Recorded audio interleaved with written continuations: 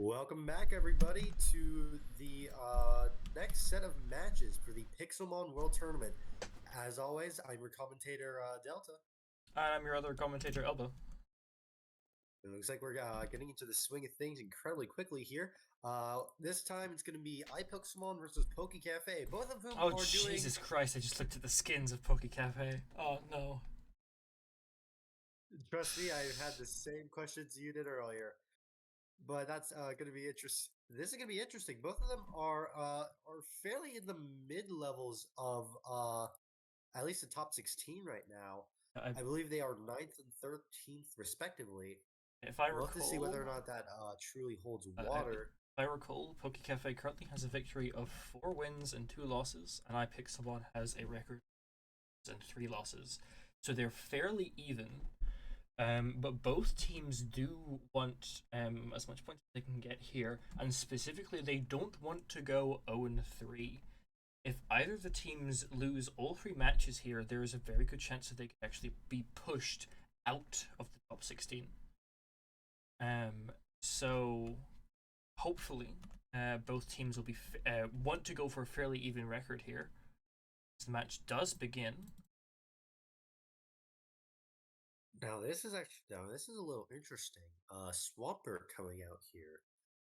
Compared to Megalopony can be a fairly common lead, at least offensively, in part thanks to fake out and U-turn. But Swampert is usually held on the back. We could be saying at a rain team here, or a very standard one. It It's up to what is Potter chooses to use here. it is possible that there is a rain team being used by Cool Powder. However, perhaps a Professor Caspacho has multiple things that threaten a Pelipper, and they didn't want to lead with that just in case. Mind, both these players do get team preview. We don't. It's very possible that Professor Gaspacho has multiple things that would prevent a Pelipper from wanting to immediately be the lead. So Cool Powder wanted to play it safe and lead with the Swampert instead.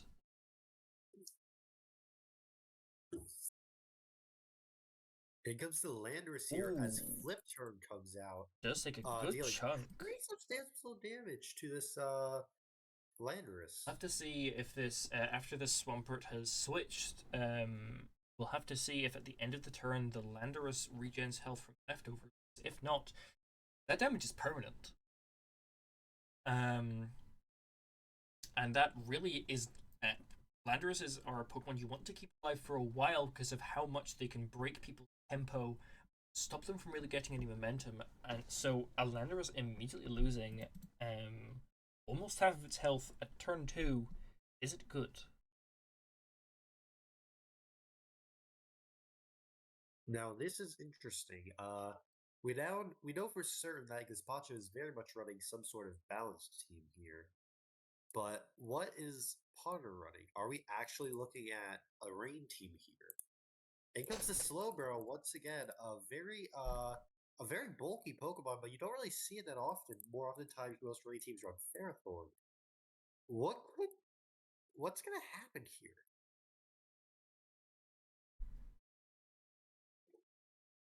Out comes Galarian Slowking as Slowbro goes for the teleport.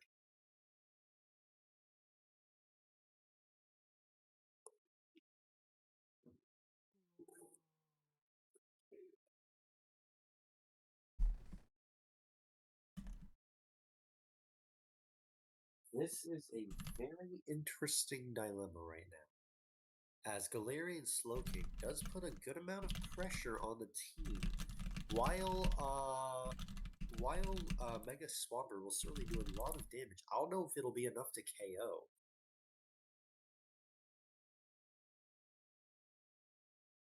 And it looks like we have confirmation right now. I mean, just me for a bit. That's perfectly fine. In comes Cinderace, though. That's actually interesting.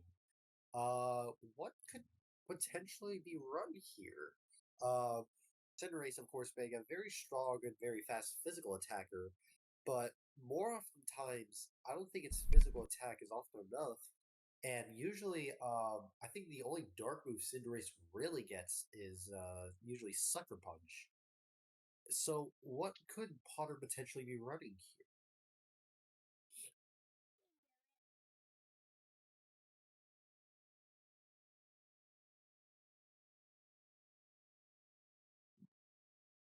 This is very much an interesting situation. In comes Galarian Moltres as Cinderace successfully out of uh pivots out of the oncoming Moltres thanks to U-turn, potentially risking a burn with Flame Body, although I'm not certain if Cinderace can get burned here and how that would impact things when it inevitably switches back into a fire type.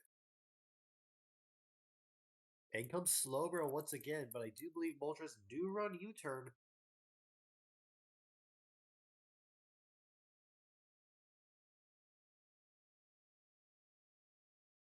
And once again, we are back fairly close to the start. This damage on Moltres is permanent until it roosts, though. And I highly doubt this Moltres wants to stay into Slowbro. Although Will-O-Wisp could potentially cripple its recovery. Moltres dealing a fair amount of damage thanks to U-turn here, but taking quite a bit from Rocking Helmet as well. In comes Darkrai as Slowbro goes for the teleport. A very good read on Potter's part. And I do believe we saw a Megalopody earlier.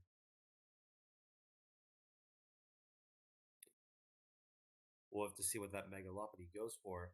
I would imagine the damage it is capable of dealing would be pretty substantial.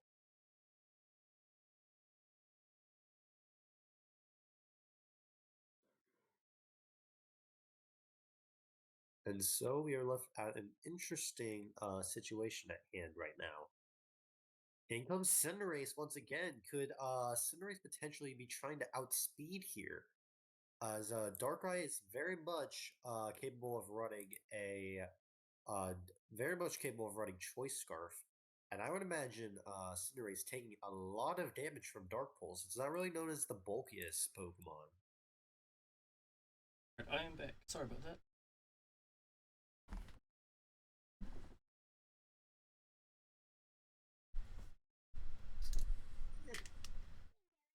I will say though, depending on the set, Cinderace has a very likely chance of KOing. In comes Sucker Punch, potentially trying to read into something else. Cinderace, however, does fail. We now know for certain that Cinderace has U-turn and Sucker Punch. Chances are it does also have Pyro Ball as well. The question still remains, though, what is its other move here?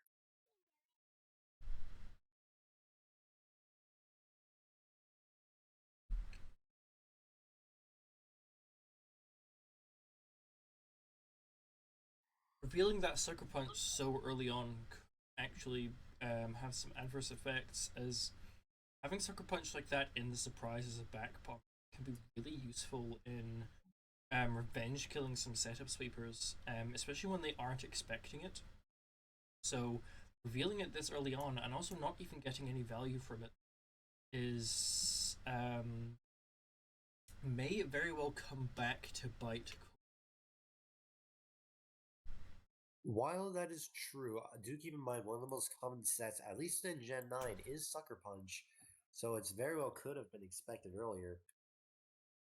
I I will say things are looking a little bit interesting right now for Potter as uh technically they have the damage lead, but I would imagine as things are turning out right now, things are not quite looking as good. Hard pivoting actually to Vanillux of all things. This is interesting. Was this potentially an attempt to read that went a little too hard? It looks like that is the case, though, as Slowbro goes for the comes in onto the oncoming flamethrower. This is very much a physically defensive Slowbro, judging by that damage. And I do believe we saw a roost earlier from the Moltres. There we go. In comes Galarian Slowking.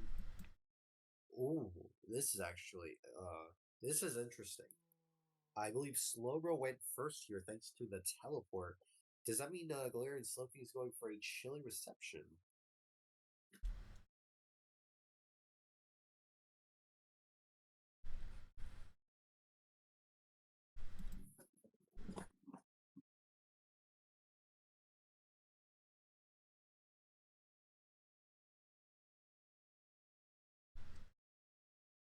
question still remains, though. This is a very tough decision here, as Slowking has incredibly high potential to threaten.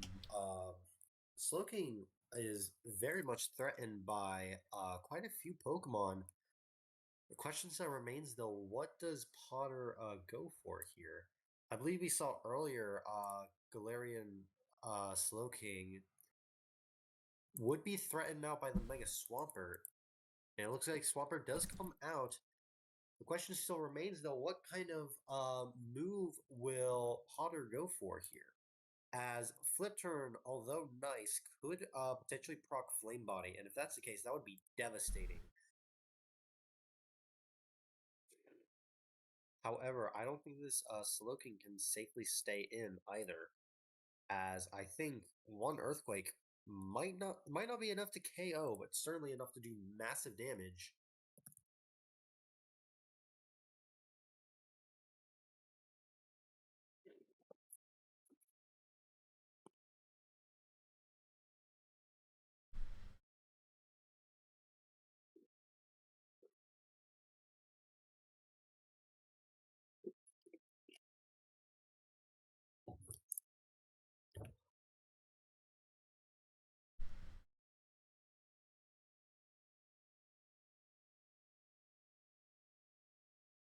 I am looking at some of this damage though, and chances are this could potentially just be a wall breaker set.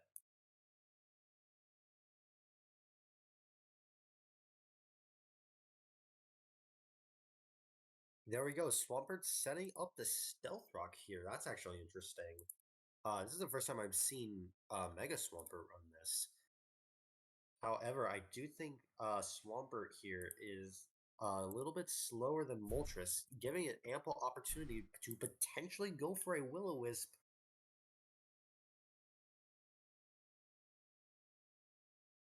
Although I could be wrong. Ooh, a very strong critical hit. Potentially allowing something else to immediately threaten it back out. It is very good, though, that the defog has been removed. I would imagine a stronger move would have been enough to outright KO the Moltres here. I do think it is important to know that if this is max speed Swampert, it does outspeed the physically defensive set. And so the question remains, everyone. What does Potter choose to swap into here? We could be looking at a very interesting position. I do believe we saw Vanillux earlier, which I don't know if it outspeeds, but certainly could do meaningful damage.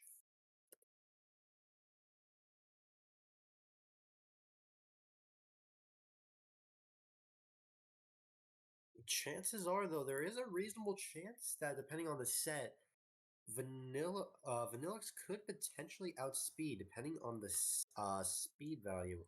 Cinderace can also come in, and the snow has stopped. I would imagine that none of Cinderace's moves would probably deal enough damage to KO a Moltres, though.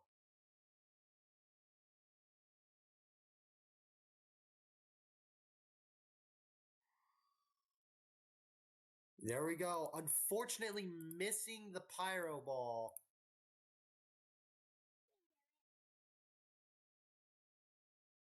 That is huge, as that was the best chance to get rid of a major defensive wall on Gazpacho's team.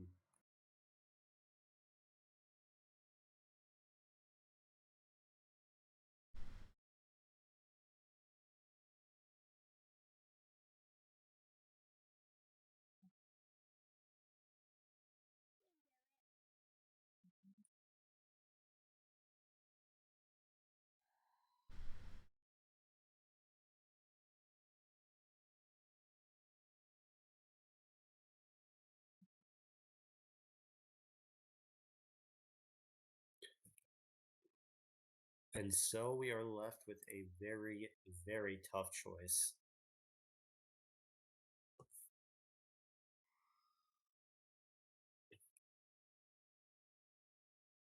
Vanillix comes back out. I don't imagine this Vanillix will be safe for too much longer.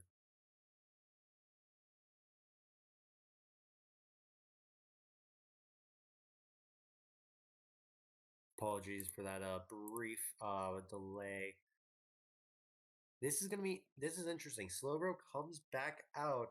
A little bit more damage dealt here thanks to Flamethrower. However, I would imagine what comes in next would likely not appreciate any oncoming damage from this Slowbro.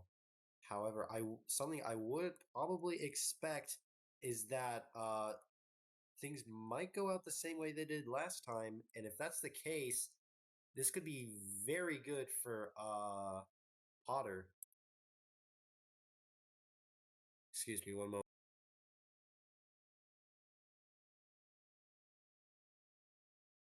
Sorry about that. Had a little bit of a cough.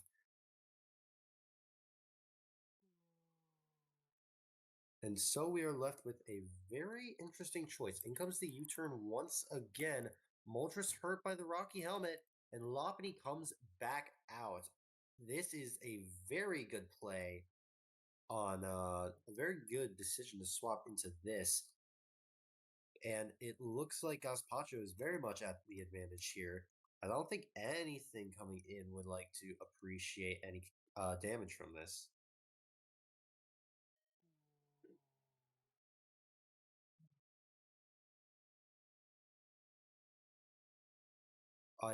Something to keep in mind though is that Slowbro is very much at an advantage here potentially.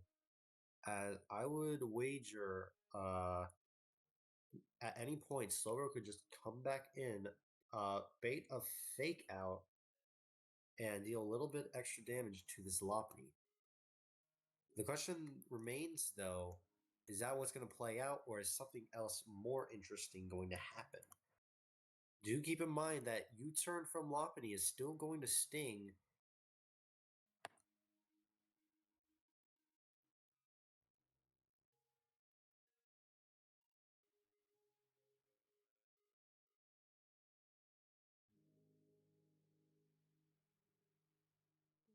And, and this is a tough dilemma at hand.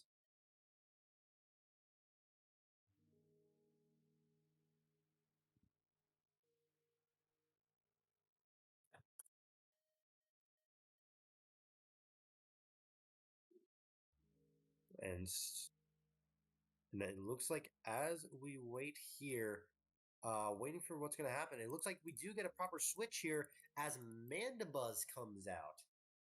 This is going to be interesting as Mandibuzz, depending on the set, in comes Slowbro to take a little bit of extra damage for that Rocky Helmet. However, I would imagine U-turn would be dealing significant damage here.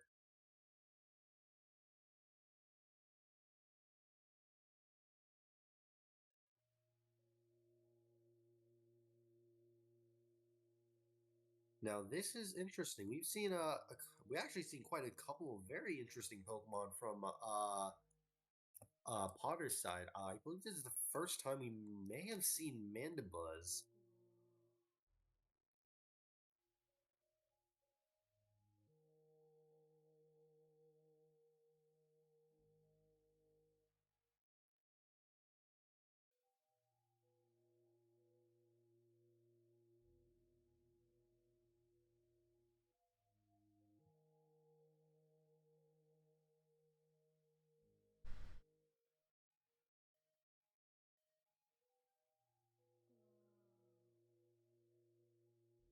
And so we are once again left at a fairly difficult choice here.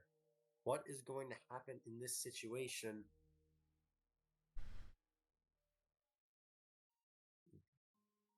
I would imagine, although U-turn is capable of dealing surprising amounts of damage, Galarian Slowking going for the Scald here.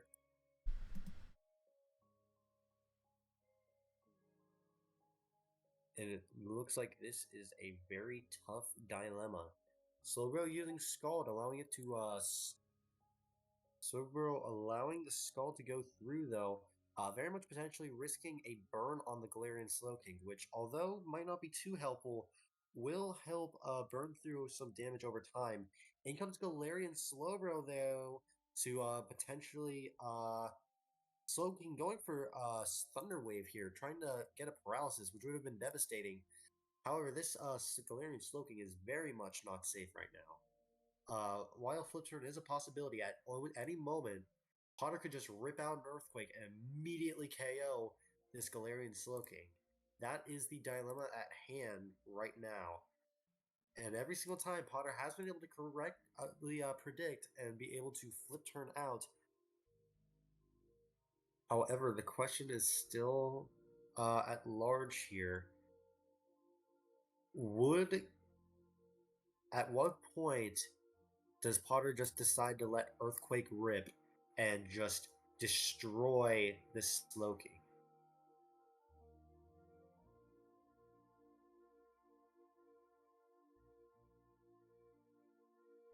With two flying types, the temptation is not looking too high right now.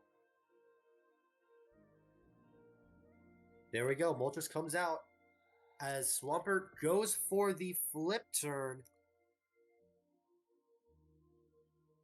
What do they choose to pivot into, though?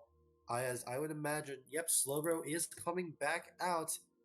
However, I do suspect that Galarian Slowking will very much be coming back out. Potentially, I would probably predict that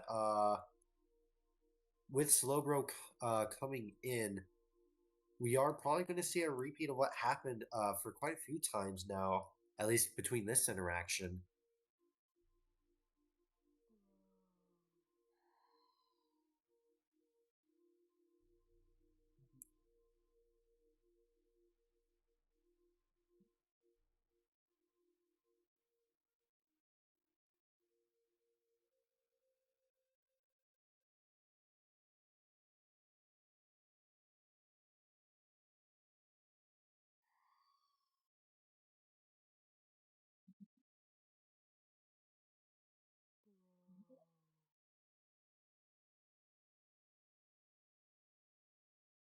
The question remains here, though. What is gonna? Are we going to see another pivot out of Moltres into something else, or will Gaspacho attempt to read it yet again? Moltres going for the roost here as Scald comes out dealing pretty good damage. I think that's over half. Moltres will very much be forced to U-turn here unless they want to risk being eventually KO'd over time. I don't believe this Moltres has pressure. I think it does have Flame Body. Moltres comes out taking a little bit more damage from Rocky Helmet. This is not quite looking too hot for Moltres. Darkrai comes out and the Scald is able to successfully burn it. I don't think the damage went through on the stream, but I will have it known. Scald did go through. The question is very much up in the air, though. What's going to happen next? As I don't think Darkrai has been out before, and we're still not sure what set it's running. Out comes the Mandibuzz as Dark Pulse comes out. Judging by that immediate attack, I suspect it could be the Choice Scarf set.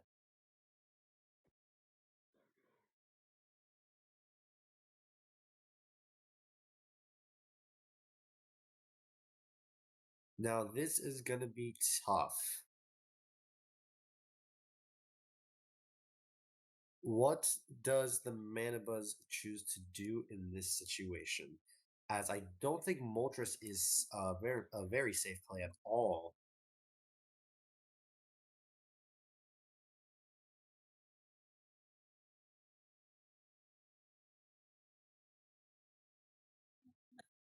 The question still remains, though, What does Gazpacho choose to do here?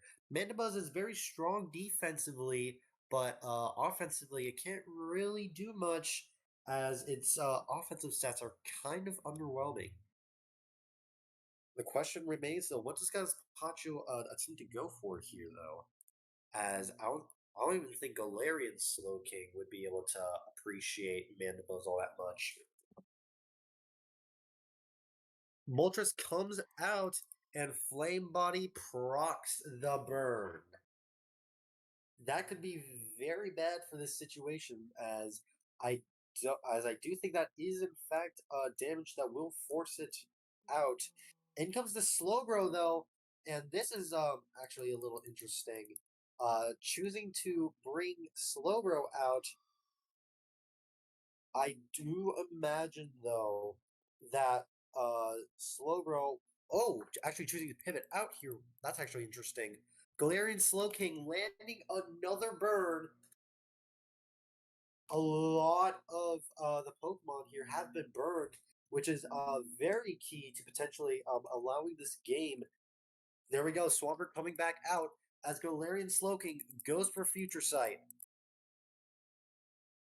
I would imagine in this instance, I would imagine at least for this case, Future Sight it will put a lot of pressure to bring him back in the very much a lot trying to force the Mandibuzz in to threaten it. However, this Slowking, depending on what happens, is likely going to either be KO'd thanks to Waterfall, or at the very least something else. A lot of pressure right now is placed on Gazpacho.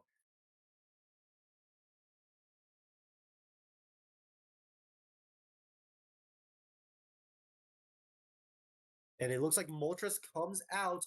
Moltres finally being fainted and giving Swampert the ability to have a very good pivot. I would imagine, though, depending on the situation here, that it's still a good amount of pressure with the. That's still very much a high amount of pressure with the Future Sight. We'll have to see whether or not that actually pulls through here.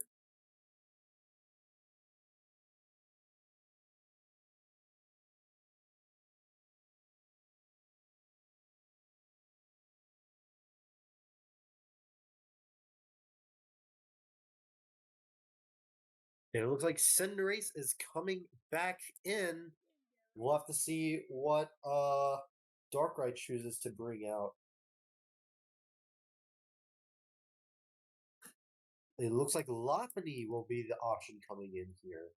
This is actually fairly interesting, as although a decent amount of damage could be dealt, I do believe Slowking is Slowbro rather is actually still alive. Mandibuzz coming out, taking the Future Sight as well. However, I don't think this Mandibuzz is at very good health right now. One return or potentially even a regular other stab move, at least from the normal end, will be dealing massive damage to this Mandibuzz.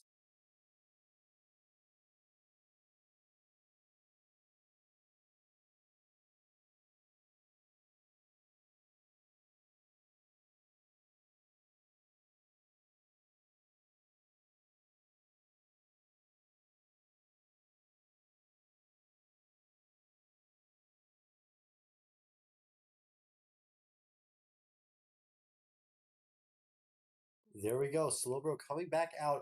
Oh, Slowbro avoiding a triple axle. However, that's kind of bad in this situation, as I would have been threatening major damage against this Lopunny here, thanks to Rocky Helmet.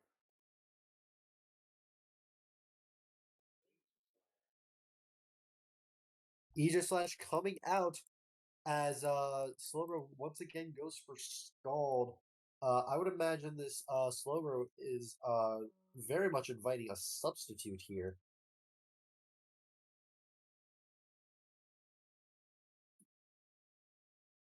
This might not be looking nearly as safe as I initially thought.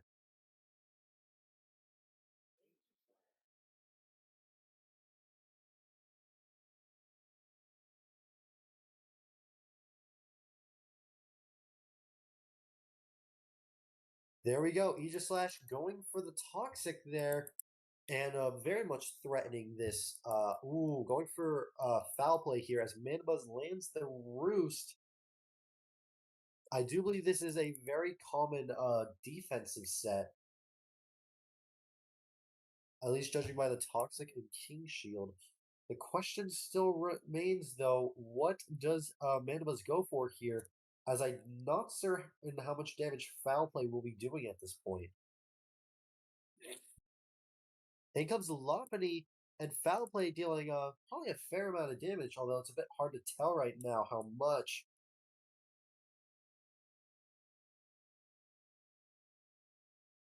Lopunny comes back out. In comes the Darkrai as Slowbro is baited out.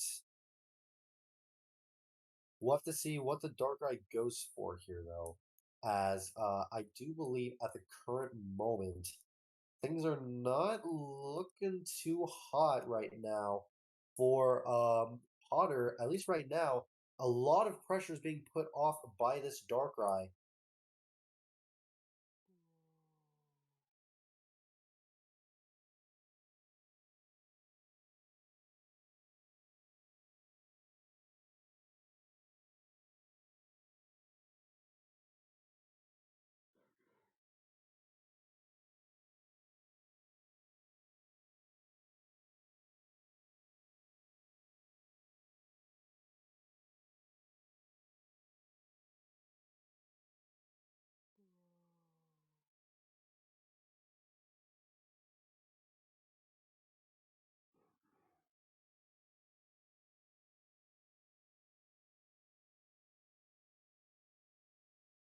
Ooh, this is a tough decision to make, though. Manbuzz comes back out as Dark Pulse comes back in.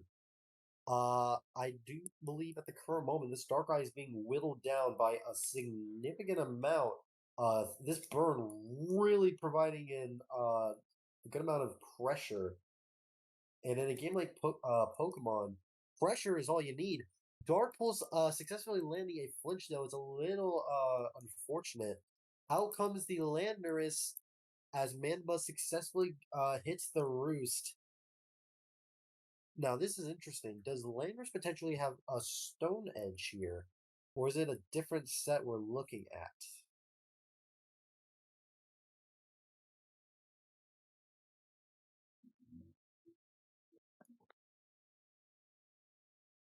It looks like this is a tough choice to make for Gaspacho here. Do you reveal the Choice Scarf, or do you go for a more standard option like Stealth Rock?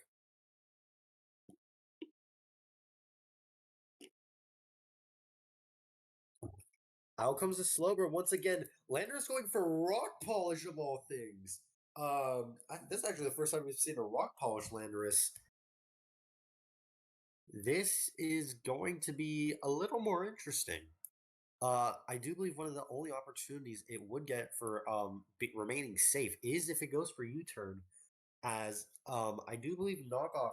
I'm not sure how much damage it'll do, but either way, with the combination of Rocky Helmet and Skull, it almost certainly would be enough to KO this Landorus.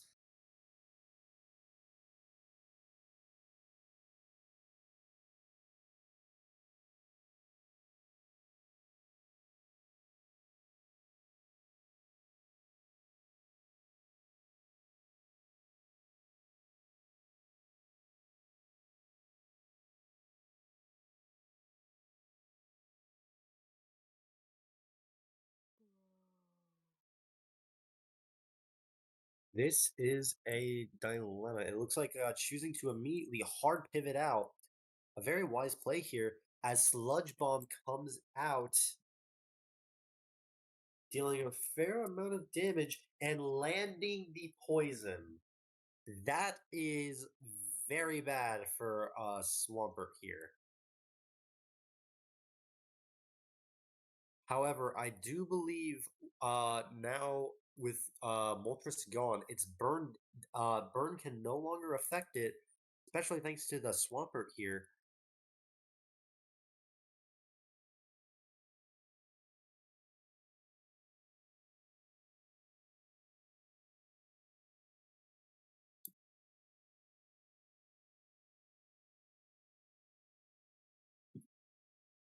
And it looks like we have an interesting dilemma on our hands. While the Landorus is still alive, yep, Swampert setting up Stealth Rock.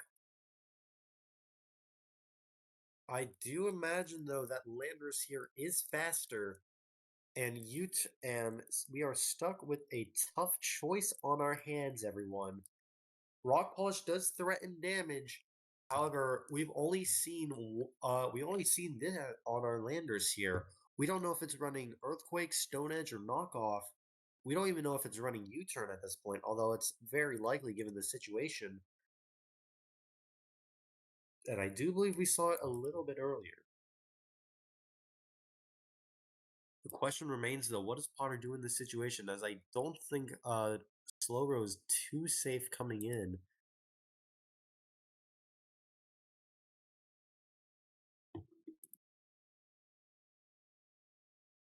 That poison is proving to provide massive amounts of pressure here.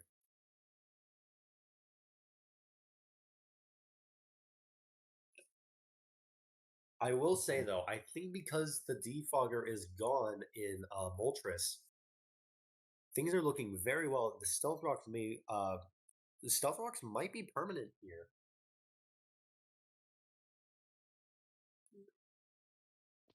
In comes the Slowbro as Lander successfully hits the earthquake.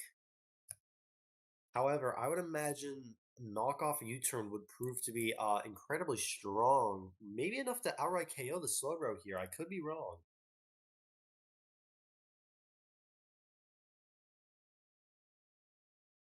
And this is a tough situation here, as Potter might have to either attempt to regenerate her out with or at the very least find some way to recover the HP they've lost. As although Scald could potentially threaten a KO here, chances are I do think this Landorus will be dealing enough damage to KO, depending on the move here.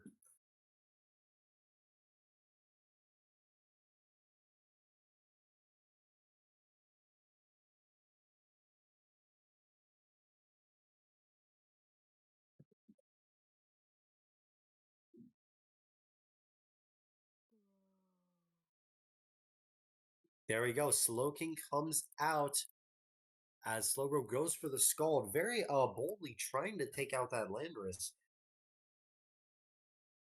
However, I don't think at this current moment Galarian Mega Swampert is a safe pivot, at least at this point. The question still remains, though, what does Potter go for here?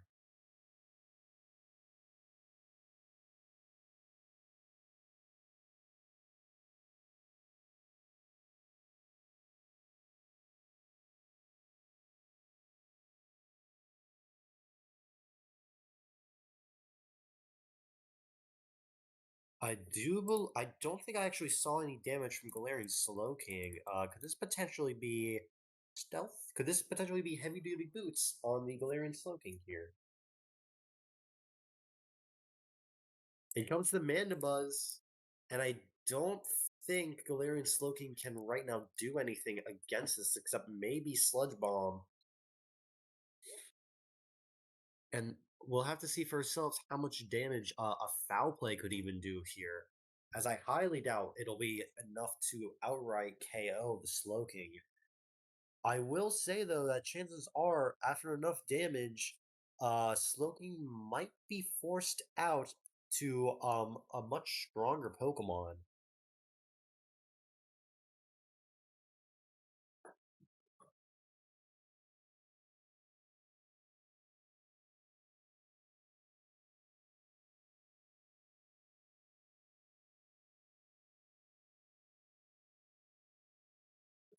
And so we are left with yet again another series of tough choices.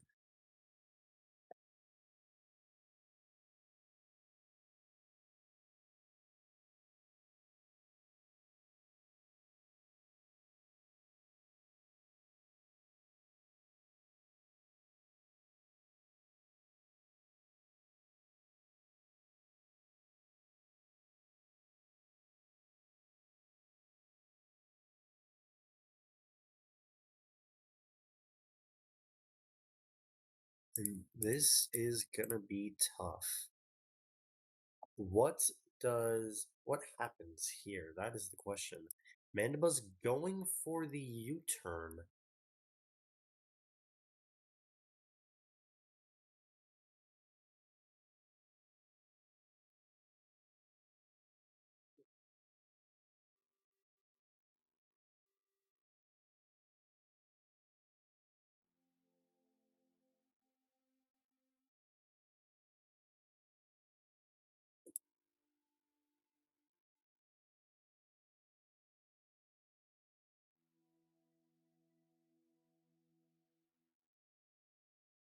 And so we are left with a very okay. Manba's going for the U-turn here, which is actually interesting. I don't think Future Sight. Yeah, it doesn't look like Future Sight has gone through just yet. However, I don't know if there's another Dark type on Potter's team. If there is, that could be very helpful. Do keep in mind, though, we did see Thunderwave on this Galarian Slowking, and if that's the case, that could be very risky.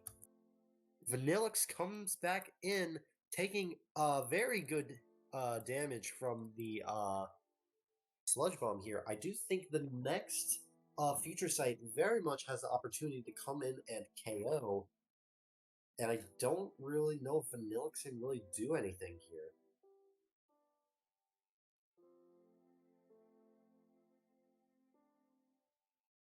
This is an interesting question.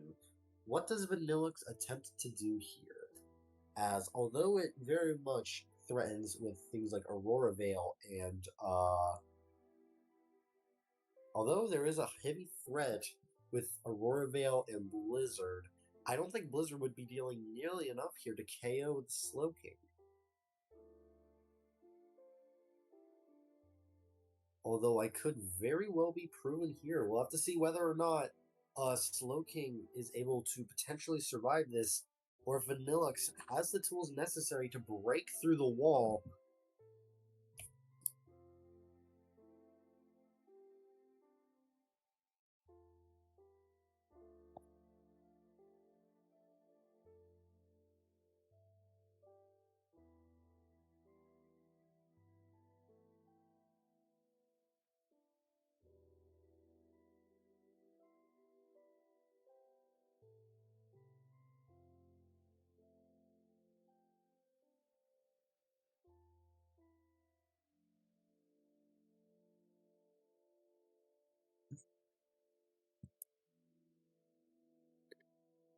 There we go. Sludge Bomb coming back out. Future Sight, not quite enough to take it out just yet. And I do think, depending on the situation here, we know now for certain that it's not, that it might not be choice locked. The question remains, though, how much damage will this Vanillix be dealing here? Because I do think at any moment this Galarian Slowking is going to pivot out, and when that happens, a good amount of the damage will be pretty much for naught. We'll have to see here.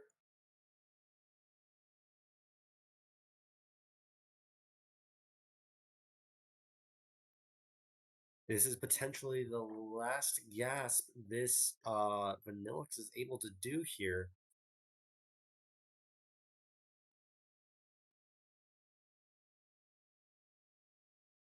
Oh, what on earth just happened? Oh,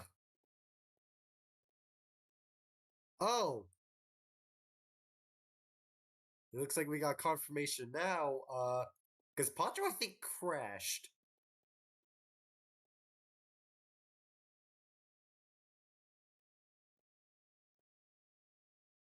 Oh my. That's a crash after 47 minutes. It's a 47-minute game. It's crashed. Very much near the end.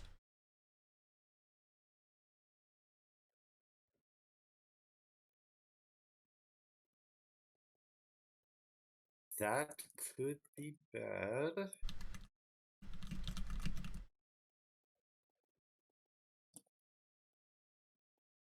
There we go. Okay, it looks like the HP has still remained the same.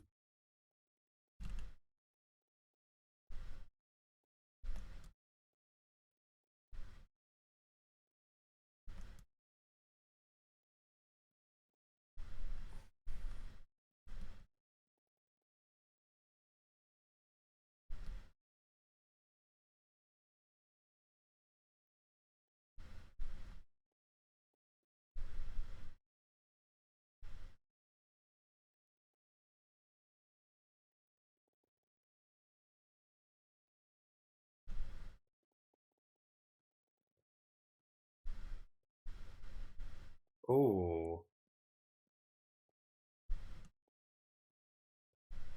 it looks like we are potentially getting offers here.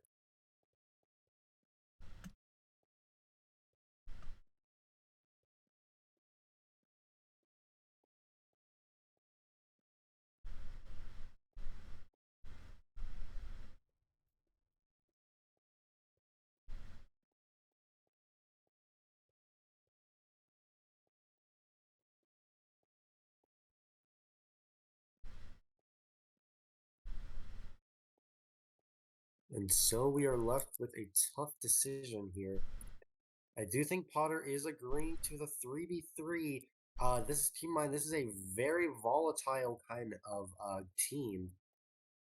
We'll have to see whether or not this actually happens. We'll have to see whether or not the same things that similarly would happen would actually pull through.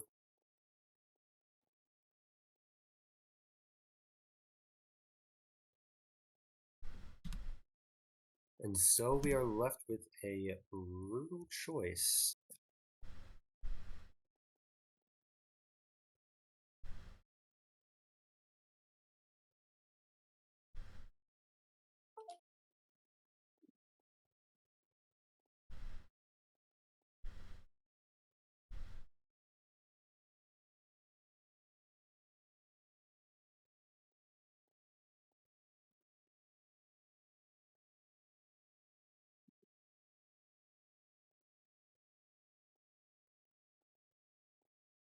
It looks like we're going through some minor. It looks like we're still going through some technical difficulties.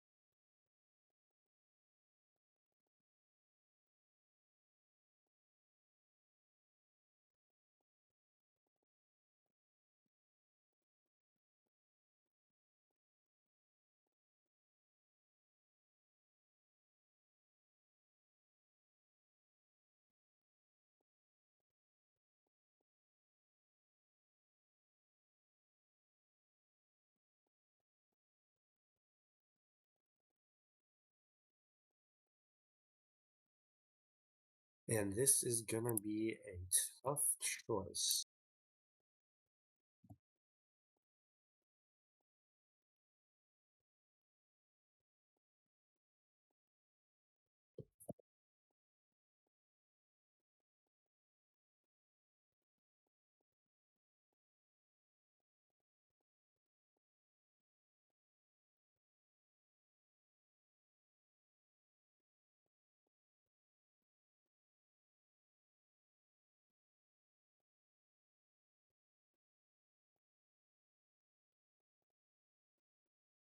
It looks like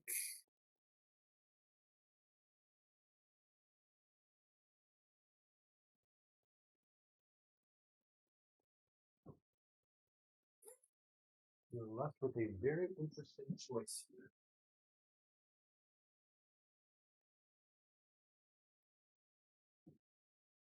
As we wait for things to swing back into this.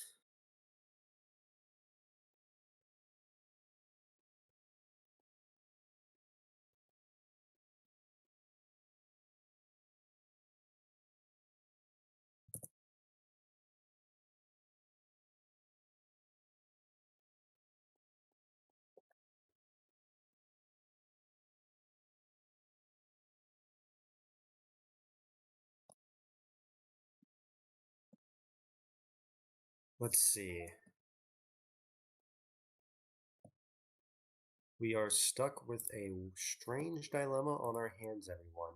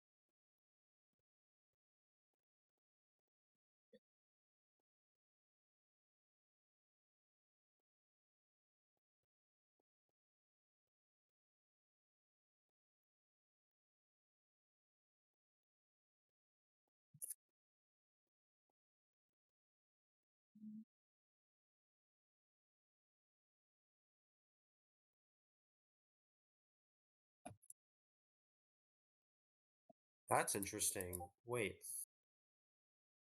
it looks like we're still going through things as this is happening.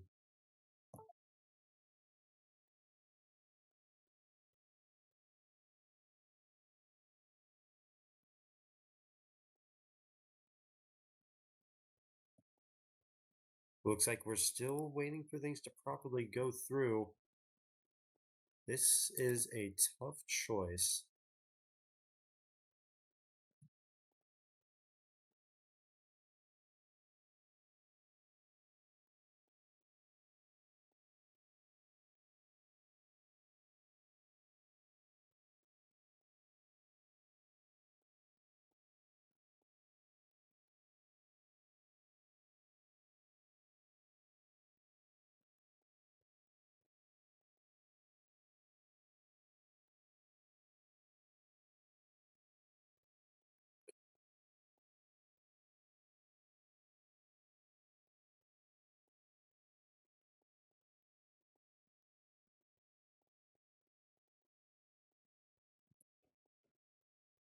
It looks like we're determining now it's potentially going to be a 4v3 for Potter. Very much putting them at the advantage here, but interestingly enough, this is actually interesting enough. This is the first time we've seen a 4v3.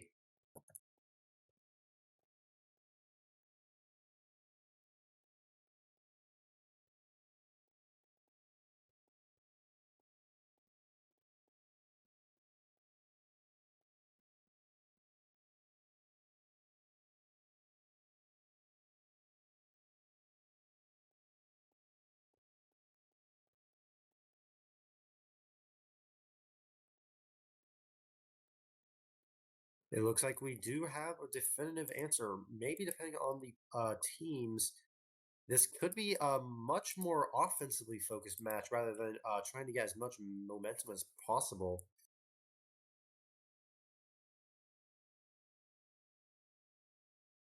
We are looking at a very interesting situation here.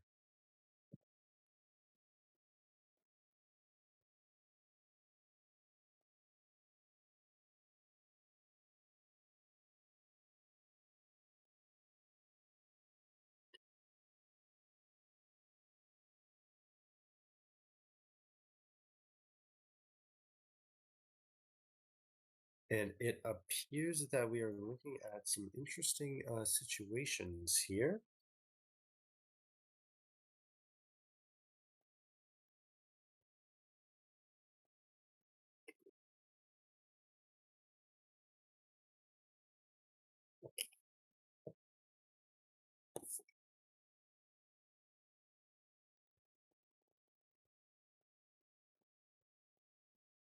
This is a tough choice to make here, as you're limiting your team to a very interesting set of Pokemon. You want to make sure you have enough offense in order to be able to handle the team. But if your team crumbles to any kind of bulk, then things could be looking very bad. We'll have to see. We'll have to make sure for certain though what's gonna happen.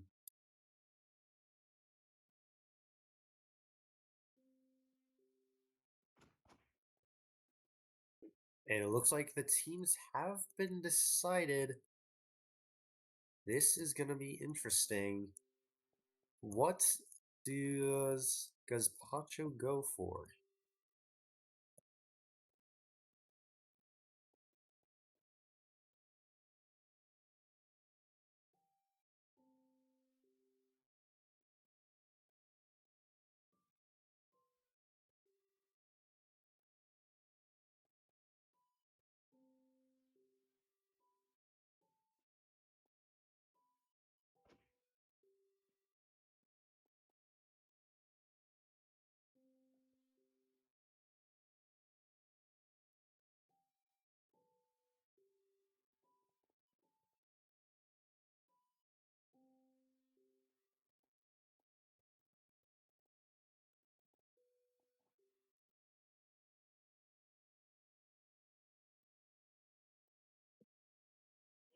We'll have to see whether or not what happens. And it looks like the battle is resuming, and we are currently spectating Gazpacho this time around, who very much has the disadvantage here. As I do think Pyro Ball, very much threatens Aegislash here. Do keep in mind though, Aegislash could very well set up a Toxic here.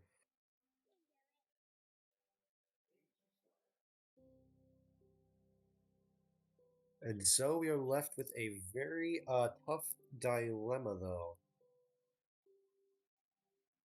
What does this is going to be an interesting thing, as I do think Pyro does have a solid chance of 2-hit KOing Aegislash here. Potentially, there we go. Out comes the Mandibuzz as Aegislash goes for King Shield. A very good read on Potter's part.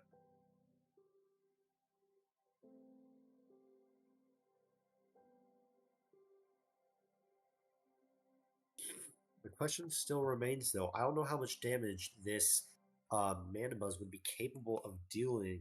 I do believe at the current moment, I think it's, I want to say either 60 or 100, not 100, rather. Uh, I do want to say, while it's in its shield form, its offensive capabilities are pretty abysmal.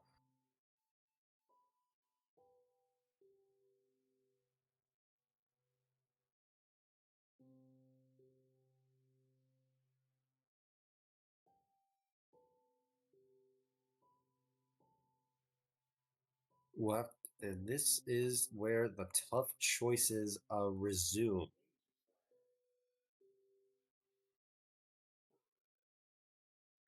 Out comes Swampert as Aegislash lands the Toxic. This is not looking good, as I do believe this Aegislash is just going to continue to King Shield.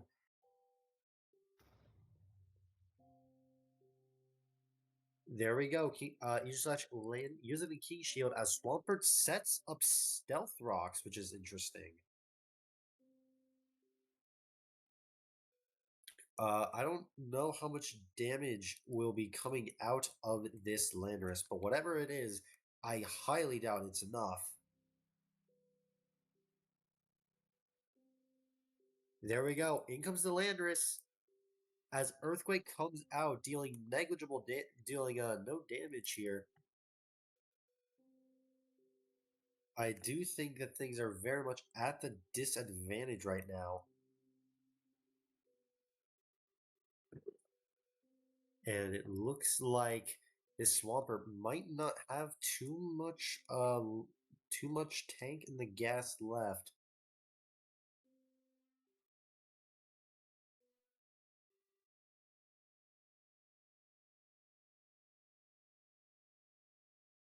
This might be this is interesting. Ooh, Landorus coming out dealing major damage thanks to Earthquake. I do think this next poison is going to take it down to about 10%.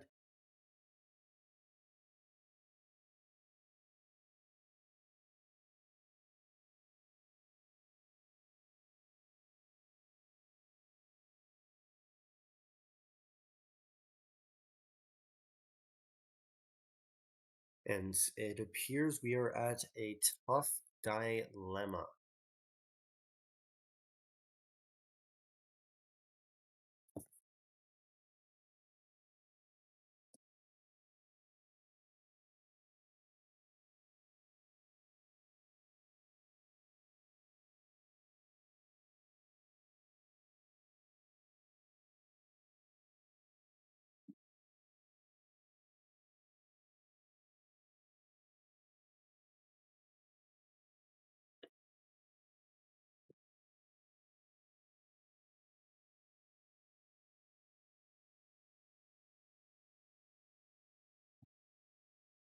And this is a tough situation here.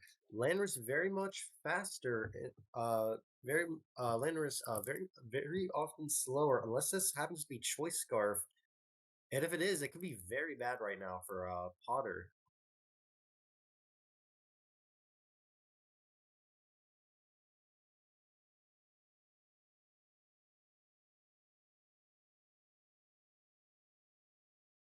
In comes the Darkrai as Pyro comes out, threatening major damage here. Now, I do believe we saw earlier that this was potentially Choice Scarf. The question still remains, though, what is this Cinderace holding? Is it a scarf of its own? Is it heavy-duty boots? Or is it something else? Sucker Punch comes out, and Darkrai has been taken out. In comes the Landorus once again. We'll have to see for ourselves how much damage this next attack will do. I do think Pyro Ball might not be enough to KO, at least with the Intimidate up, although I could very well be wrong.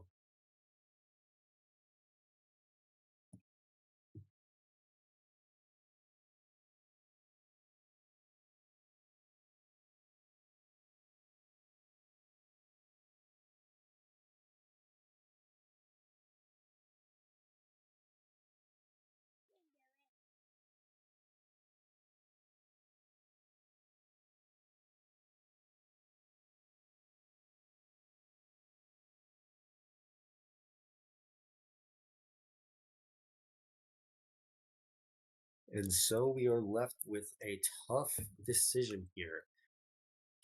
If Landorus is somehow faster, or if it's not enough to KO, this Cinderace is very much good as KO'd. So this is what we must answer, everyone.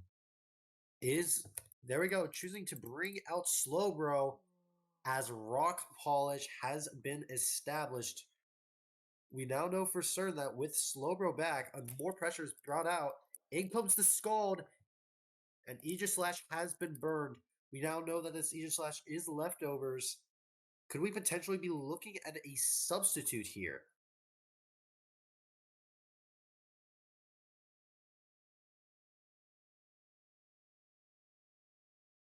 In comes the Swampert as Aegislash goes for the Blade Stance.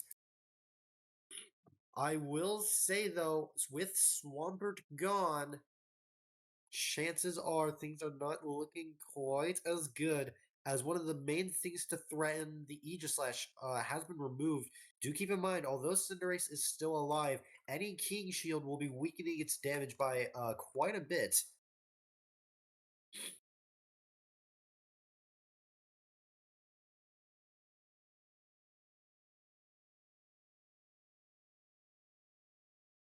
And it looks like we are with a tough choice.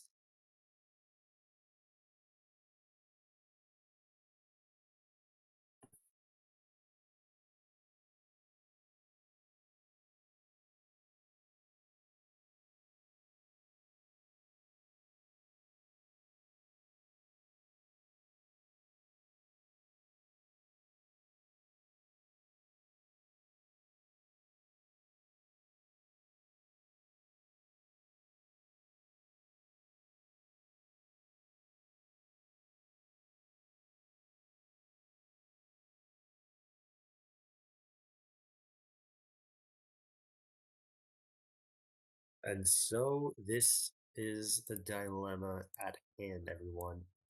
What is going to happen here could very well impact how things go in the future.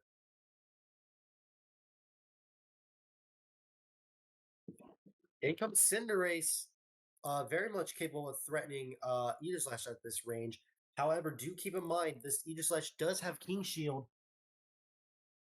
and I'm afraid I must BRB at least for a brief moment, as I need to blow my nose.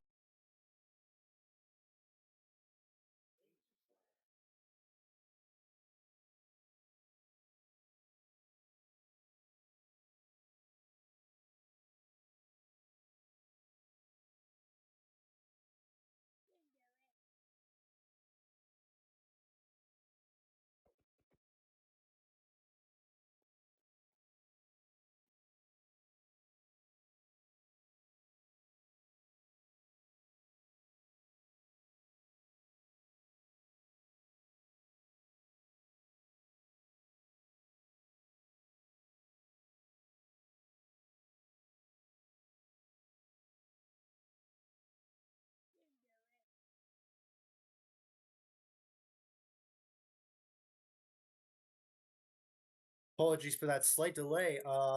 It looks like things have certainly heated up here, pun quite literally, as it looks like Hyrule is able to immediately knock out the Aegislash, and I do believe Landorus coming back out here, which is pretty significant. Sucker Punch comes out, and Gazpacho is able to remove. Gazpacho has been defeated, and it looks like things are setting up to be incredibly well here.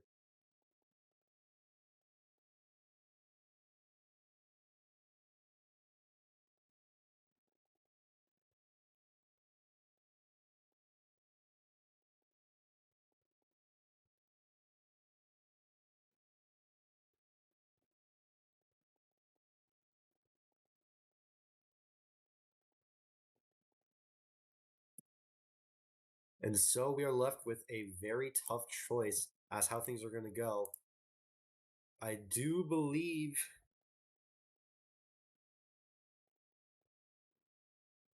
with how things are currently set up, this is going to be tough.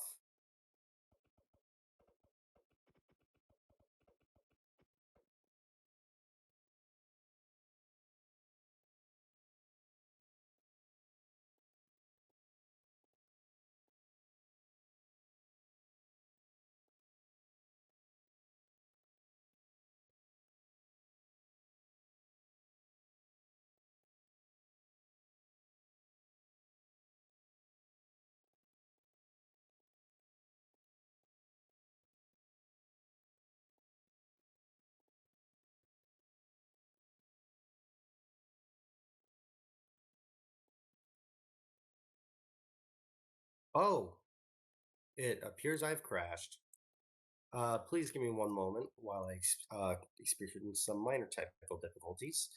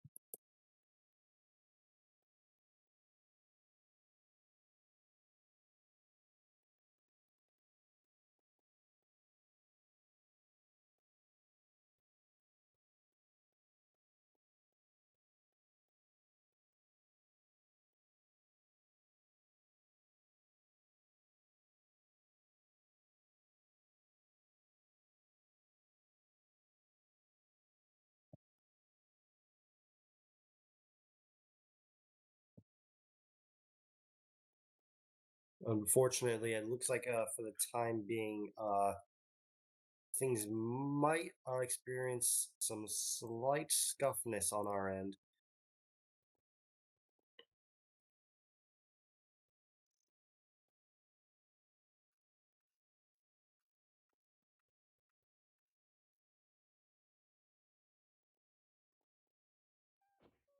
It looks like the battle is beginning, though.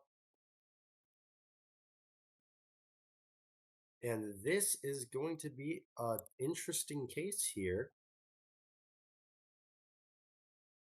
as it looks like we move on to the next series of matches between Steph and Sammy.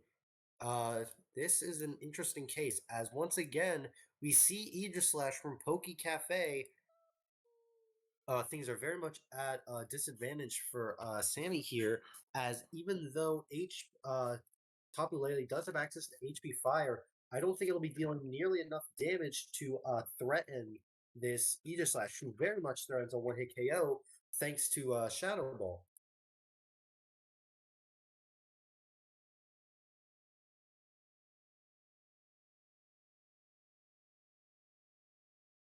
And so we are left with a tough decision on our hands, everyone.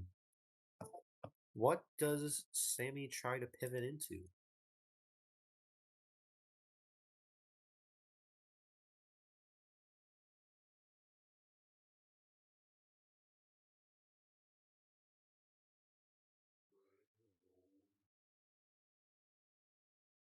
Oh, now this is interesting. I don't think this Aegislash wants to remain in. I highly doubt Aegislash wants to be in Blade Stance for long. However, Aegislash cannot be able to afford to do any much damage thanks to Toxic being immune on Aegislash here, or Magnezone rather. I do think this Magnezone is fairly safe, being able to KO this Aegislash, which will be huge, as I believe that is a major defensive core.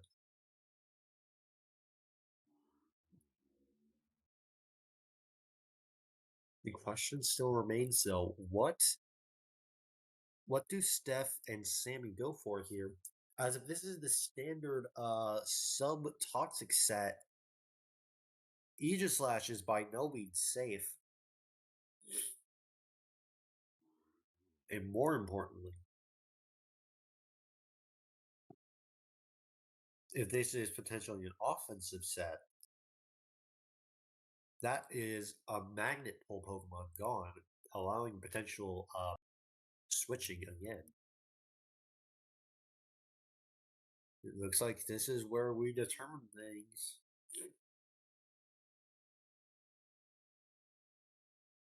There we go. King Shield to protect itself. As interestingly enough, Sammy goes for Volt Switch.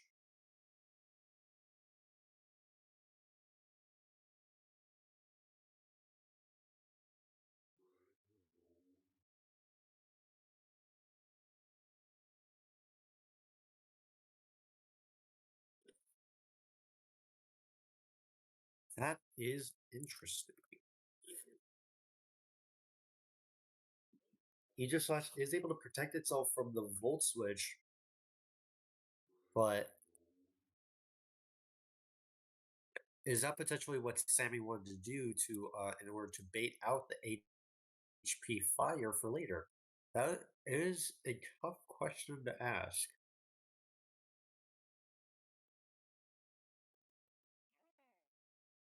Oh my goodness, actually, we get confirmation now. We're going for Sacred Sword of all things. Um, it looks like we do have the offensive set. A very good play on Sammy's part.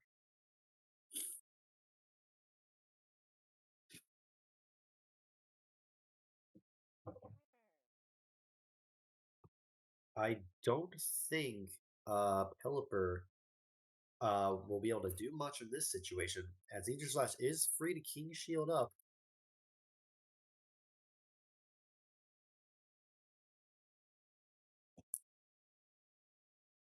However, something to note for now, though. is any kind of scalding burn will be pretty major in this situation.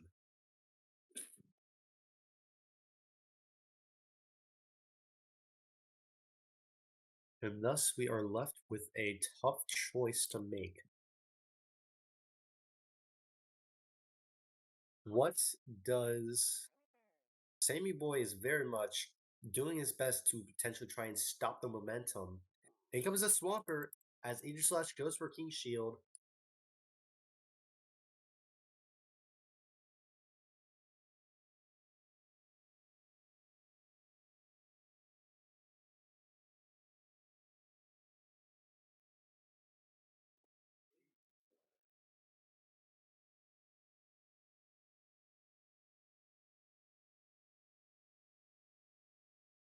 Now this is tough. I do believe King Shield will be able to do a decent amount. However, with Magnezone in its current, something to keep in mind, everyone. Aegislash very much could be running Toxic right now. It's hard to know for sure. And Swampert is looking very strong here. In comes Dondozo, though. Earthquake landing the critical hit. We could potentially see a bulky offense team here. This is a tough dilemma.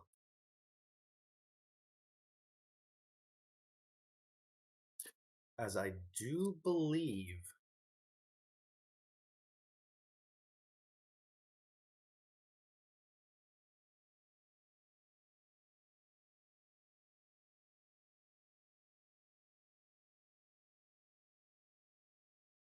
this is gonna be strange. As although Dondozo is very much capable of wresting off any kind of damage Swampert attempts to do here, one good pivot and this Dondozo is immediately threatened out.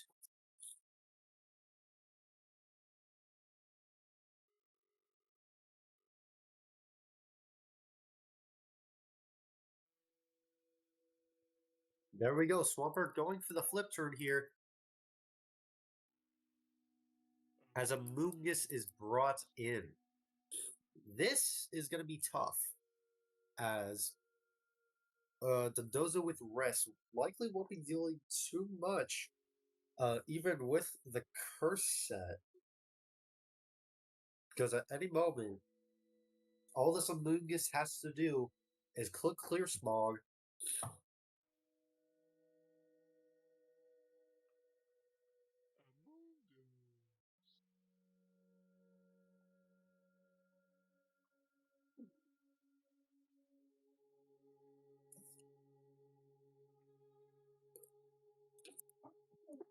This is actually interesting. Steph actually going for Mega Pinsir here. Potentially even Base Pinsir. This is the first Pinsir I think I've seen at least.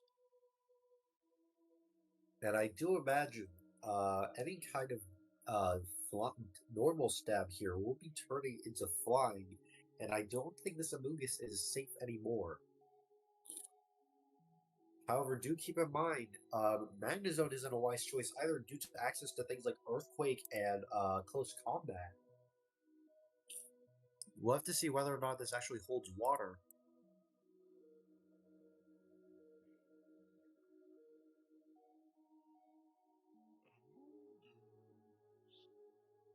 And it looks like we'll potentially be seeing what good answer Sammy has. Uh-oh.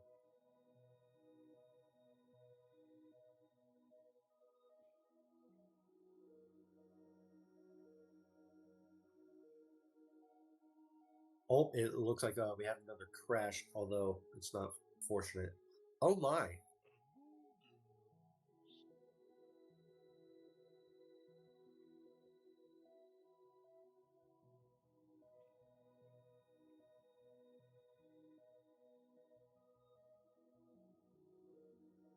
This is gonna be interesting.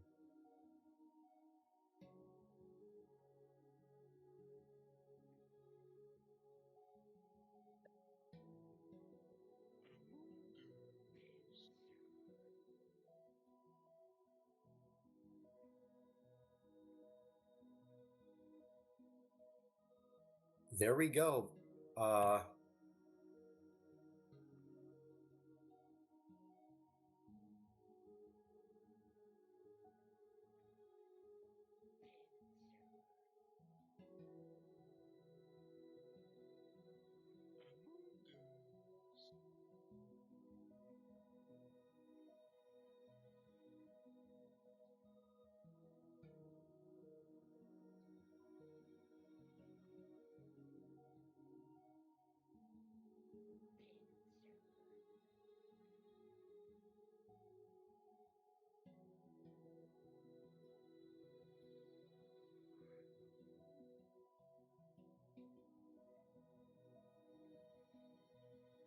Ooh, this is actually incredibly strong.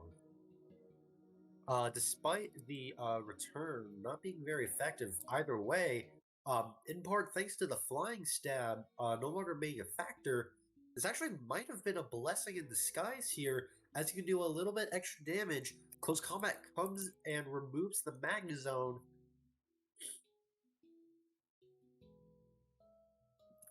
as Pinsir is hurt by poison.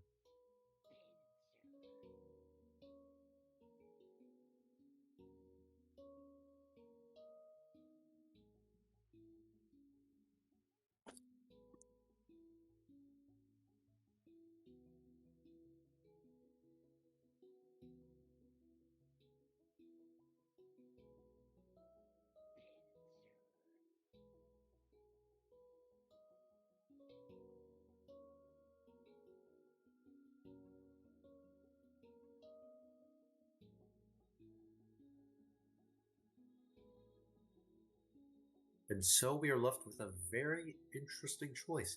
What does Sandy potentially go for here?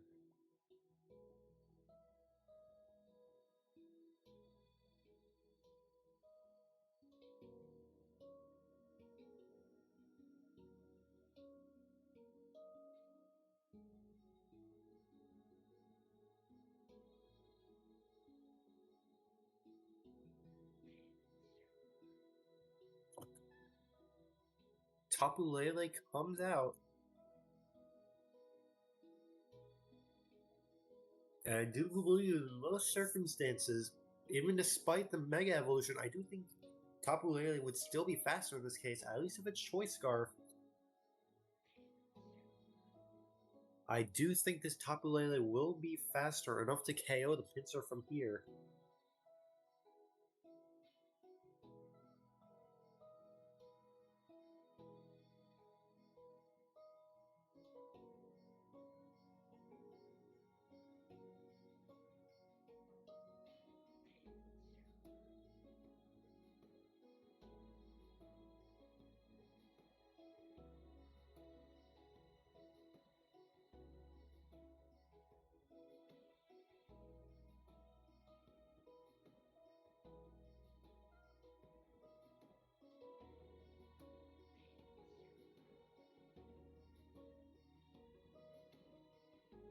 And so we are left with a tough choice, everyone. Moonblast comes out and takes out the Pinsir. However, yep, we get confirmation now that Aegislash is very much still alive.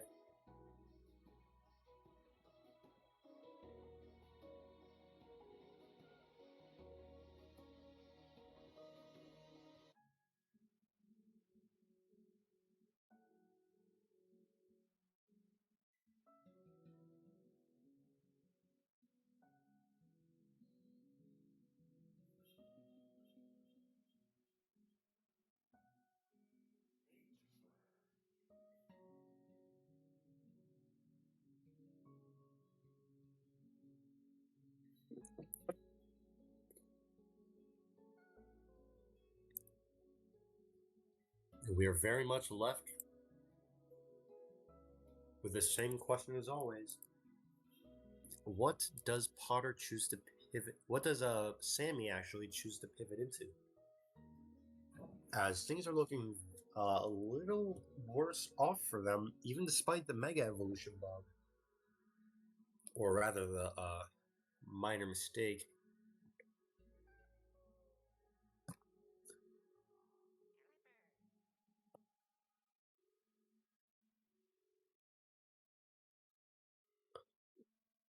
And so we are left with an interesting choice. Pelipper comes back out as Pelipper takes the Shadow Ball fairly well here. This is going to be tough, as I don't know how much damage the next Shadow Ball will deal. However,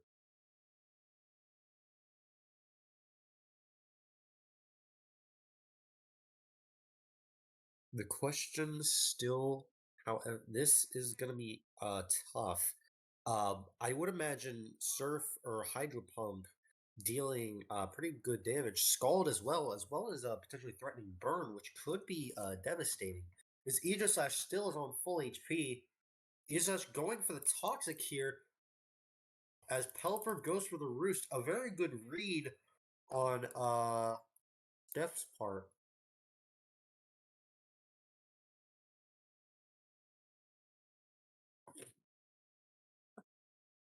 This, ooh, with that pressure up, I do think Aegislash is fairly free to King Shield here and deal a little bit of extra damage.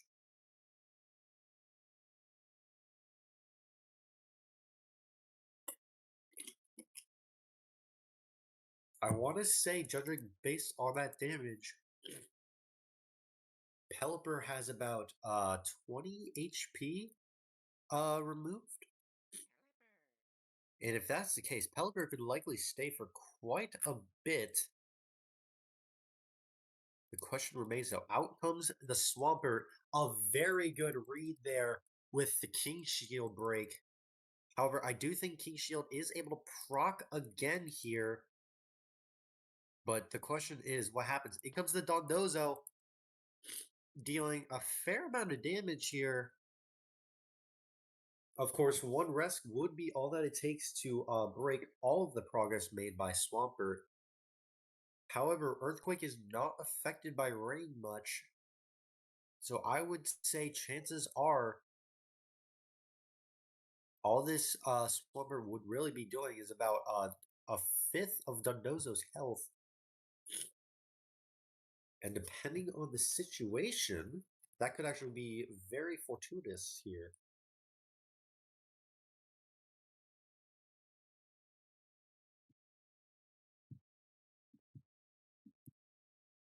All right, there we go. Flip turn comes back out as Dondozo unfortunately fails the sleep talk. And I don't think Mega Pinsir is in anymore to threaten out the Amoonguss. Do keep in mind though that whatever happens, Amoonguss is safe, not safe to spore anything else, so long as Dondozo here is asleep.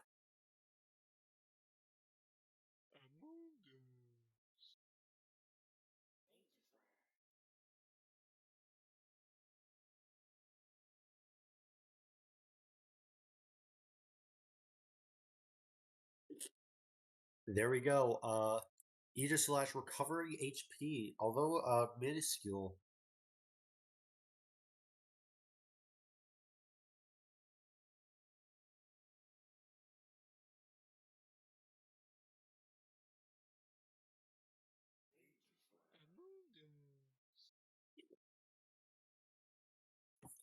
There we go. Blade Stance dealing a good amount of damage and dropping special defense. Oh, as Spore comes out and puts another Pokemon to sleep.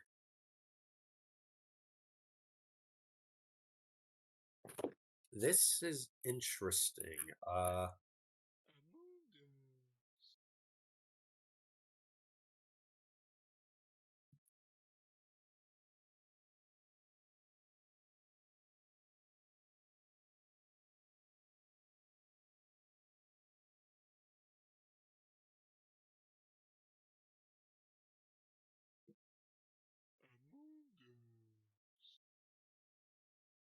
Oh, that's actually interesting. Rest is not counted in sleep clause. I did not actually quite know that.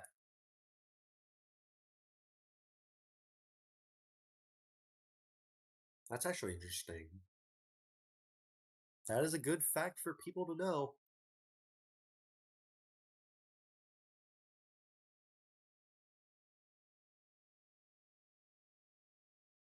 There we go. We once again see the Swampert. However, do keep in mind Dundozo is still alive.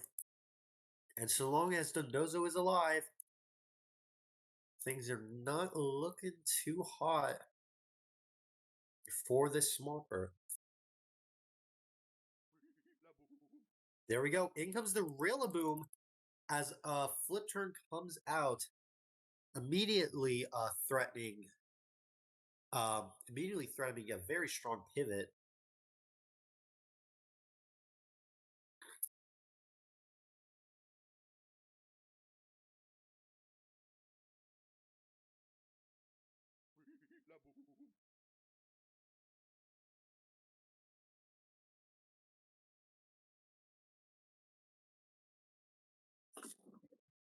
Problem is, though, I don't see what could potentially threaten out this Rillaboom.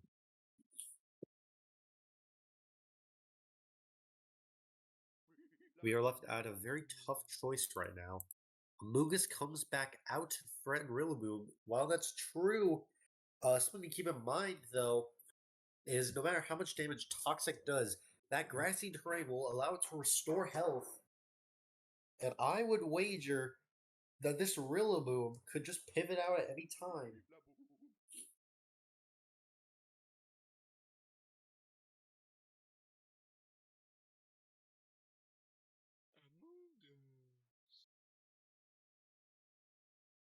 I will say, though, with Aegis Slash asleep, there we go. U-turn comes out. A little bit of extra chip damage thanks to Rocky Helmet. And Aegis Slash is brought back out as Sludge Bomb comes in, dealing nothing pretty much to Aegis Slash here. I will say things are looking rather unfortunate right now.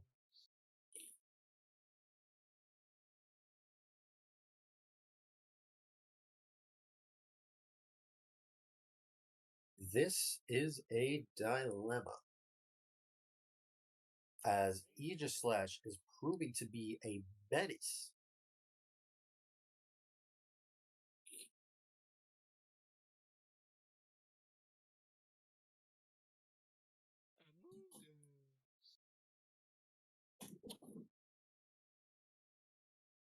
And so we are left with a very hard choice to make, everyone. What can be done in order to stop this Aegis Slash? Because at any moment, this Aegis Slash could wake up and potentially cause major problems down the line. In goes Pelipper once again, as Aegis Slash still sleeps.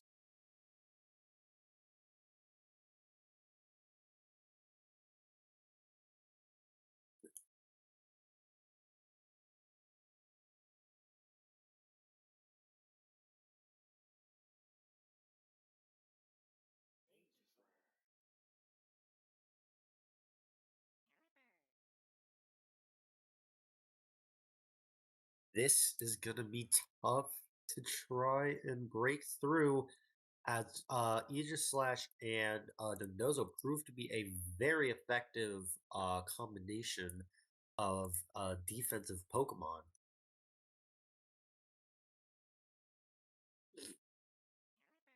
And so we move on to the next set of switching around. That Toxic is proven to be very pivotal, though.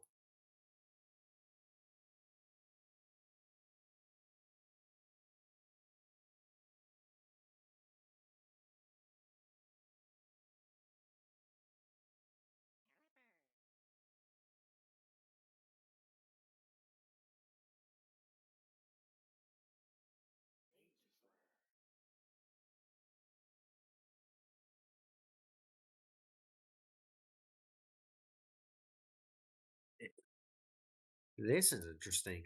Urshifu coming out while the Aegis Slash is sleeping. We do know that potentially major damage could be coming out. However, do keep in mind, Urshifu here is still a physical attacker, and the Dozo is a massive wall in the face of everything.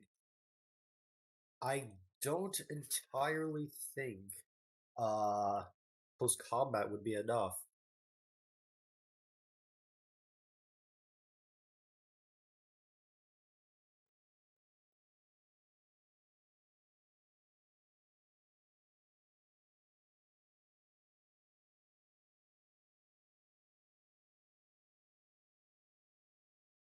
There we go, Dondozo taking nothing from this Urshifu as Surging Strikes does a fair amount, but not nearly enough. What is going to happen next, though?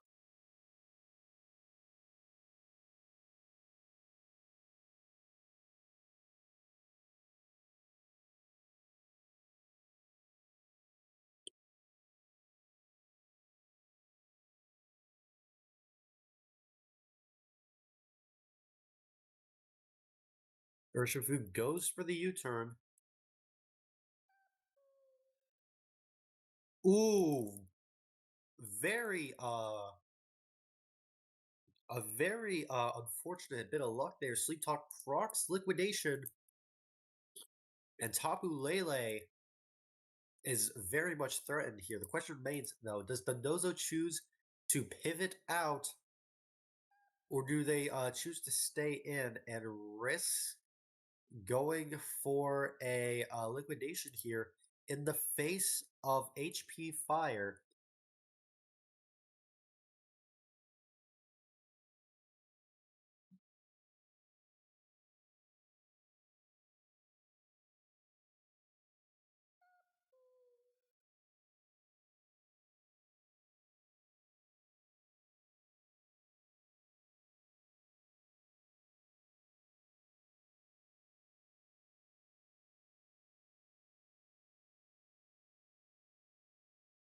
This is interesting.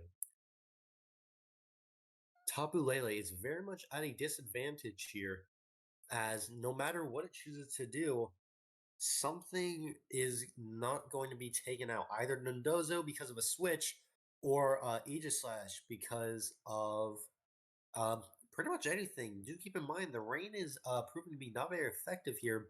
Chances are, I do think this Lele is running Focus Blast, and it's a very good double pivot here.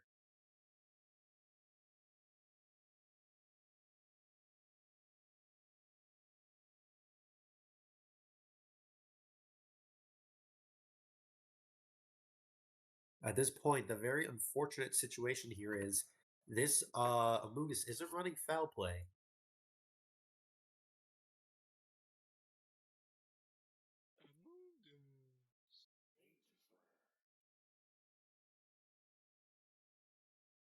Aegis Slash uses Shadow Ball as Amogus goes for Spore yet again.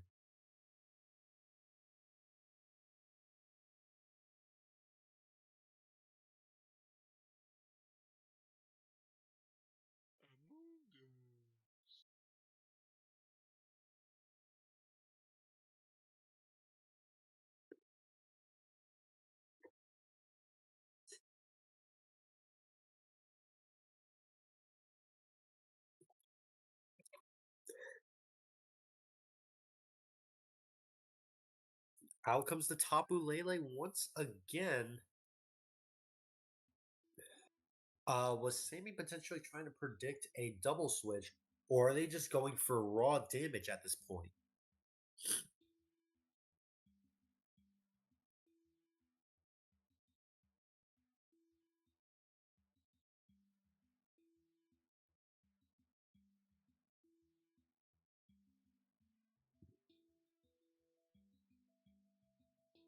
This is quite the decision to make here.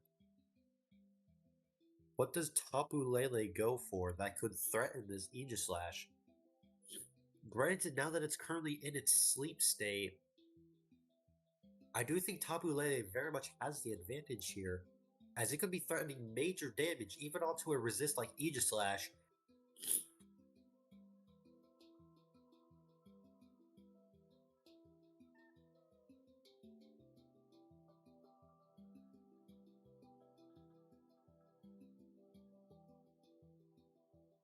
Things are looking to be a little rough for Steph right now.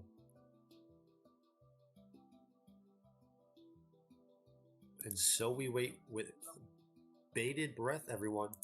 In comes the Rillaboom as Tapu Lele goes for aromatherapy. That's interesting. That's the first time I've ever seen that. I was not expecting that, actually.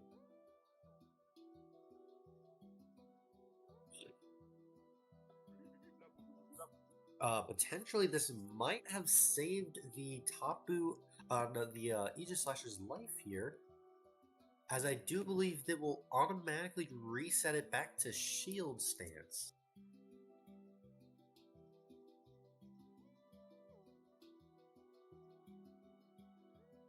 Out comes the Amogus once again as Grassy Glide comes out, damages it a little more thanks to Rocky Helmet.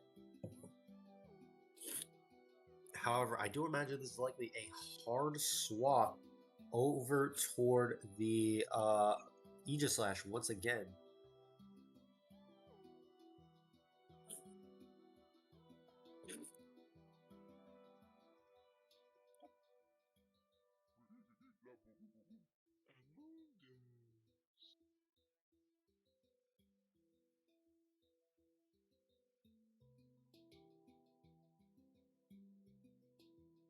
This is going to be a interesting situation at the current moment as we wait for the response. In comes Giga Drain, healing a little bit of health back. However,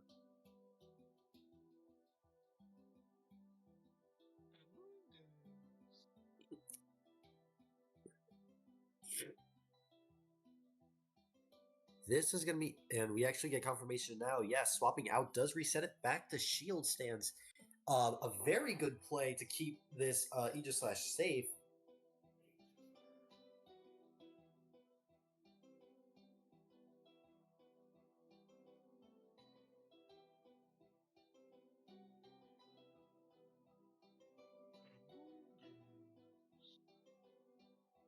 However, I would imagine at this point,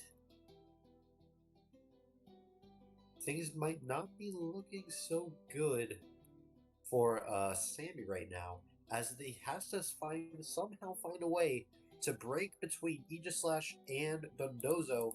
Pelipper comes back out.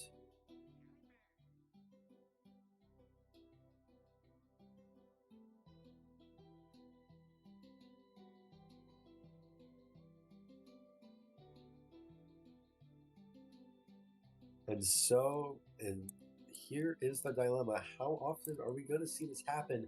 As long as Aegislash remains asleep, as long as Dondozo remains asleep, they will not be using any power points except for Sleep Talk.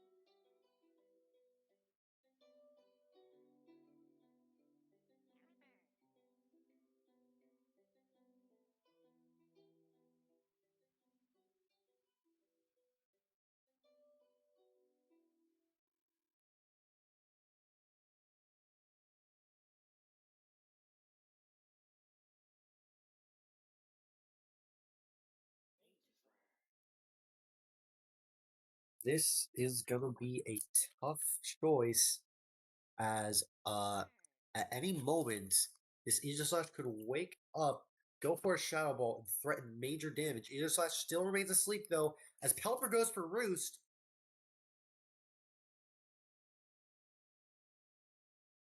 This could be important potentially.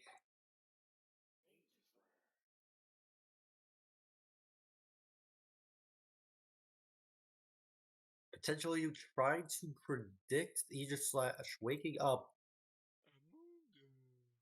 There goes Shadow Ball once again, threatening fairly major damage.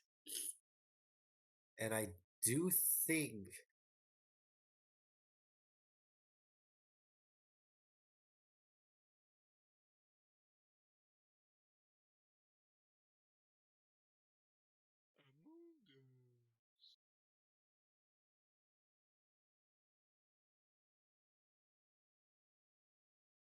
there we go, finally pivoting out as Komodo nullifies the attack thanks to Overcoat. A very good time to bring this out. And this was actually a very sometimes a niche ability. Overcoat nullifying the attack means Spore will not be able to do anything. However, something to keep in mind though is that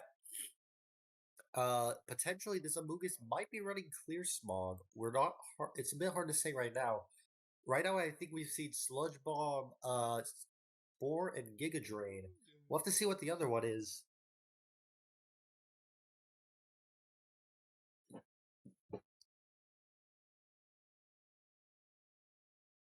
If it is Clear Smog, this would be devastating for Steph. But if it's something else, we could be looking at the win con right here, everyone.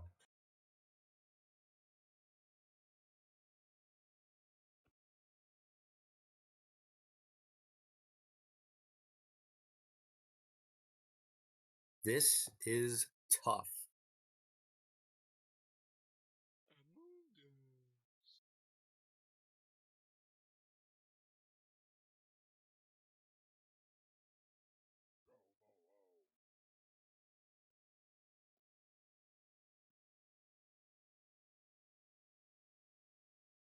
In comes to Urshifu, though. This is interesting. I don't think Rapid Strike will be nearly enough to KO. Although it could certainly put this Como in range later.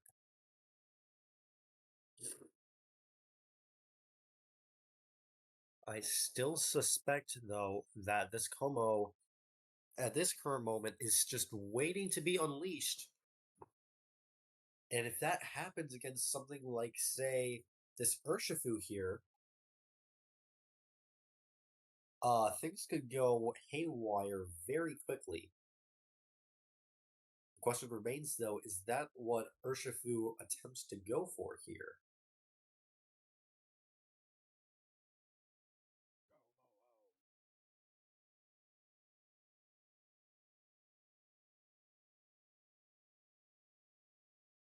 I do believe whatever comes in,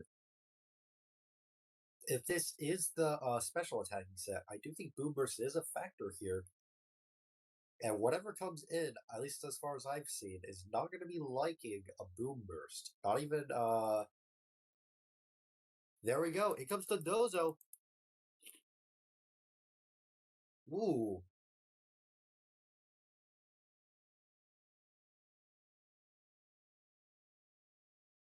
This could be interesting. This Dozo might be in range for a close combat. It's a bit hard to say whether or not this is Scarf or Protective Patch are banned, though. If it is choice, if it is choice into anything, this could be looking a little rough for Urshifu. However, if it can potentially swap moves, I do think close combat might be enough here.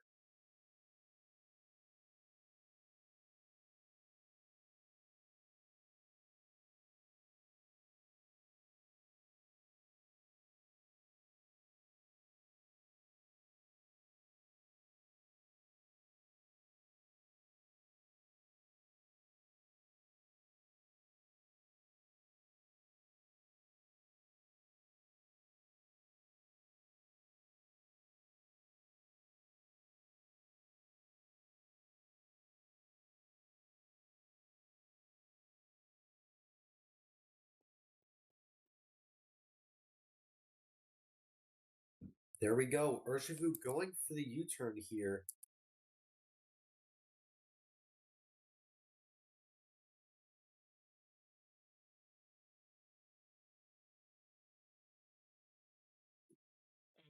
There we go. As Amoonguss goes and hits the rest.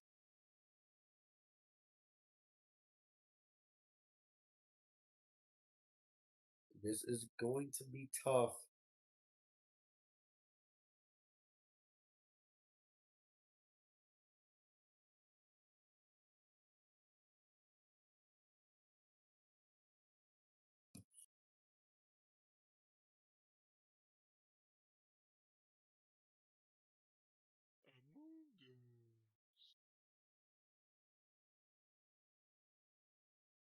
We are in an interesting place right now. This is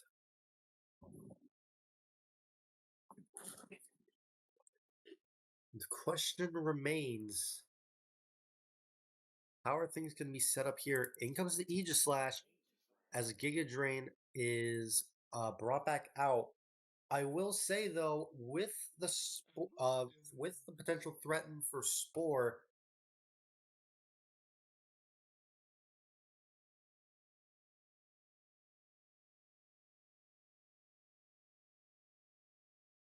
what does Sammy Boy do here? If it goes for the Spore, that is huge. However, if Como comes out, the rain is gone.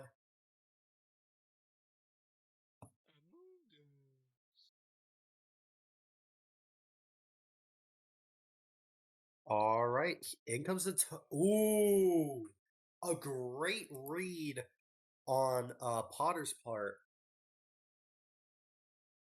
as it looks like the Como has been poisoned.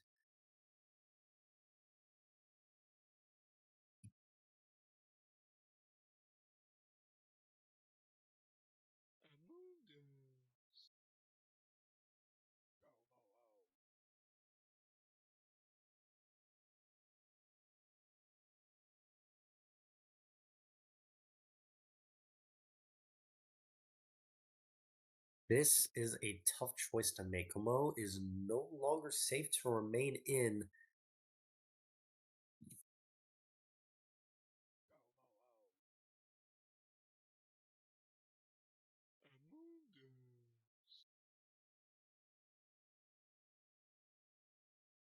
This is a tough choice to make. In comes the Urshifu, clanging scales, dealing significant damage here. Not quite enough to KO the Urshifu, but certainly a significant amount.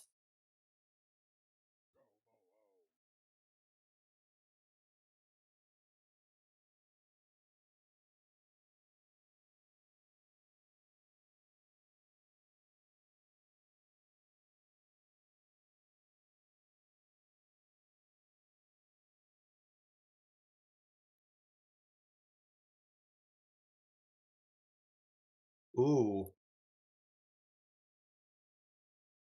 Close combat doing a fairly decent amount. However, with that critical hit, that does go to show the raw power of Dondozo.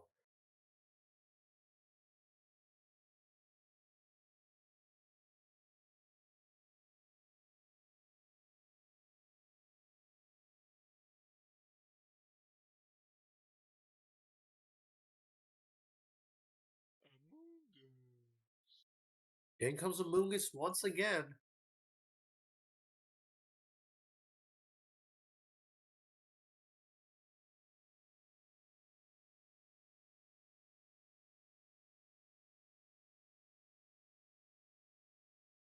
The question still remains, Mo, at this current pace,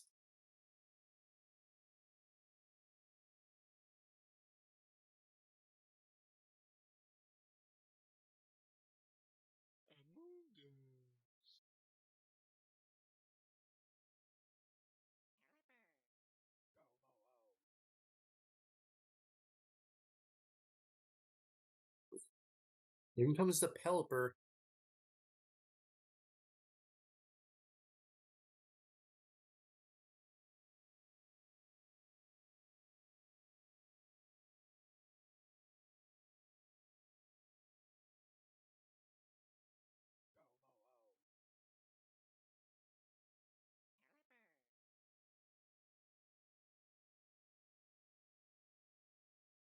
There we go. Tiny scale doing major damage. Hurricane enough to KO the Como.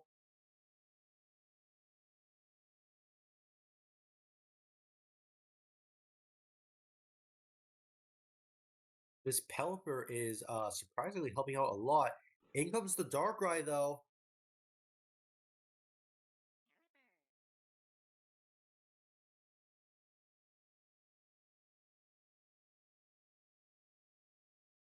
This is where things get interesting, everyone.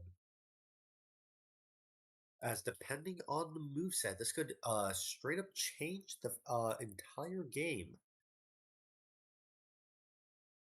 Do keep in mind, though, if Amogus is asleep, if this is the Sea Hypnosis set at least, it comes to Urshifu. Dark Pulse comes out, KOs the Urshifu. In comes the Swampert, potentially trying to threaten it out. However, we'll have to see for ourselves how much damage this Darkrai is capable of doing. And if it is somehow faster thanks to Choice Scarf, I would wager that there's a very reasonable chance that a flinch could turn things around. We'll have to see whether or not that actually holds true here. In comes Dozo as Superpower comes out, unfortunately lowering the attack and defense. I would imagine that makes things significantly harder to KO here. Flip turn comes out, dealing fairly decent damage.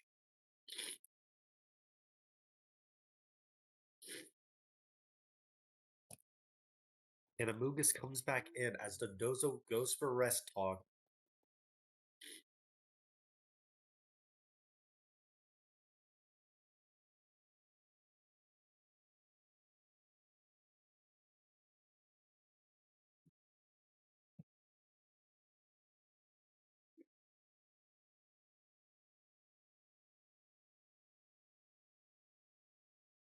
Something interesting to keep in mind potentially is that if Aegislash goes to sleep, I don't think this Amogus can spore again, potentially leaving the opportunity for Darkrai to come in and deal some major damage with Dark Pulse.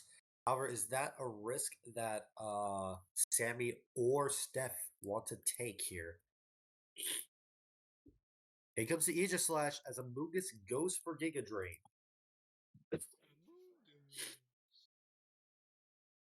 I will say, no matter what way you look at it, things are looking very advantageous here. In comes Shadow Ball, dealing a decent amount of damage. As Spore triggers Aegislash to fall asleep. Under Sleep Clause, I don't think Spore can affect anything else. And chances are, with how things are going, I would imagine something like Ice Beam or Sludge Bomb dealing very substantial damage here. Even against a neutral attacker like, say, Mega Swampert. We'll have to see what happens here, though.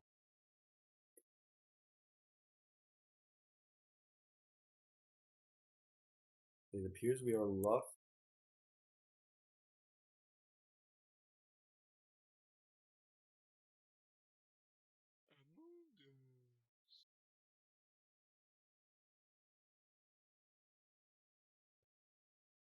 There we go. Darkrai comes back in as Swampert is no longer available with Rain. This is a tough choice to make, everyone.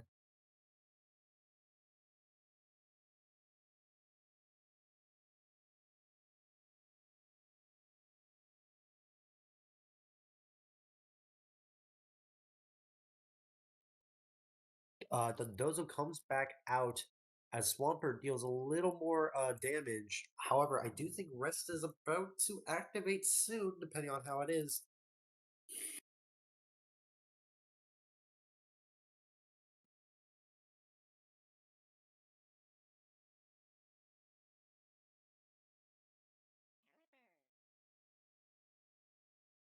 There we go. Dondozo once again using rest. However, I do expect this Pelipper is threatening out the Dondozo here thanks to Hurricane. However, with the Aegislash fast asleep, I would imagine Scald, if this Pelipper is running it at least, to be dealing fairly respectable damage to the Aegislash here, in part thanks to the rain. Here comes Aegislash as Pelipper goes for Roost.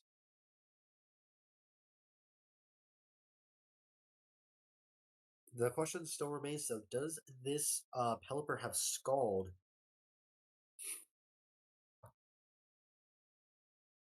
We know it has Hurricane based on it KOing the Como-O.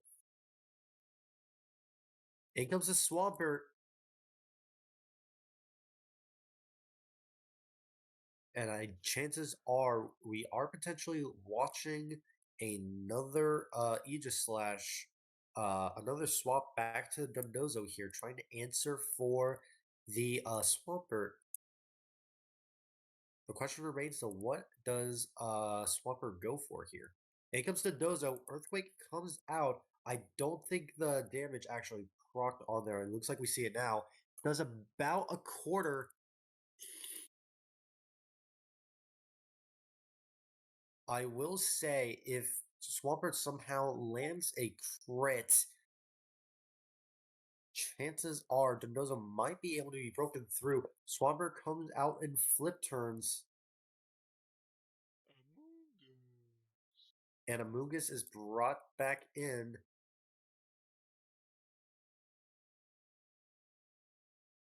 I will say there we go. Sleep Talk comes out. Damage is just a little bit thanks to Rocky Helmet.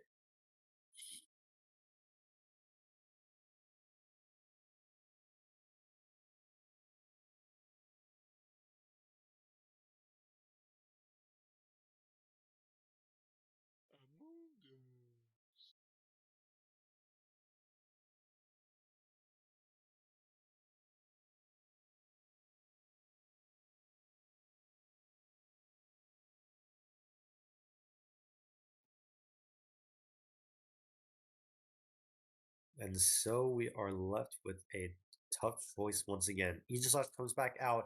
A very good double switch here. Very much allowing for Sammy Boy to come in at a later point and threaten major damage with Earthquake.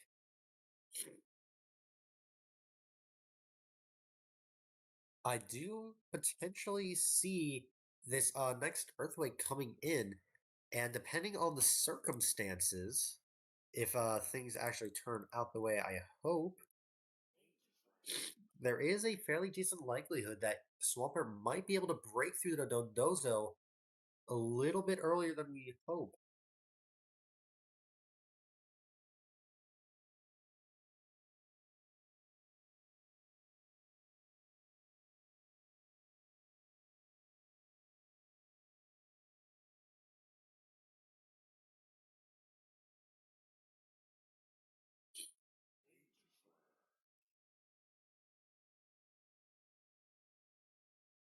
And here we are left with a brutal choice.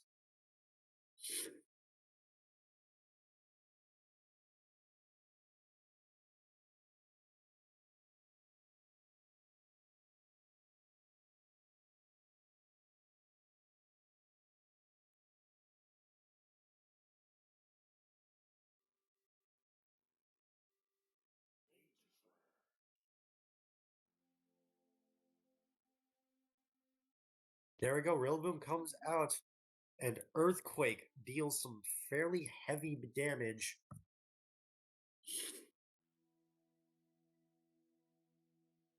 This is going to be interesting, as depending on what happens, in comes Amoonguss, as a little more damage is dealt to Rillaboom thanks to Rocky Helmet. Darkrai comes back out. I do think the Urshifu has been removed, though.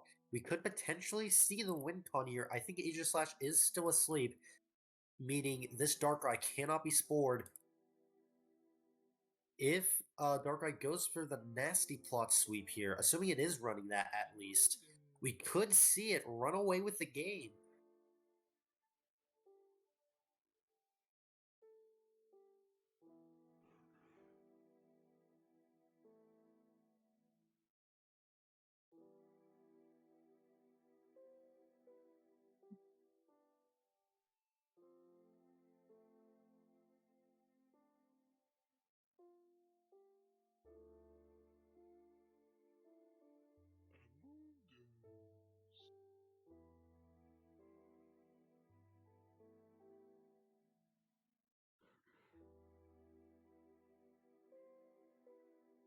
And so this remains a tough choice. What does Sammy choose to do in this situation?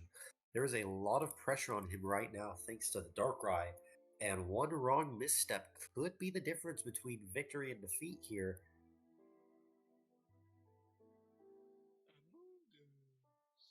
There we go. In comes the Pelipper as Darkrai goes for Ice Beam.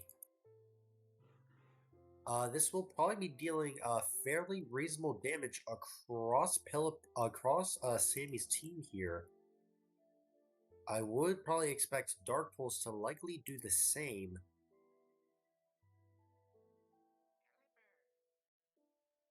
We'll simply have to see for ourselves what actually happens.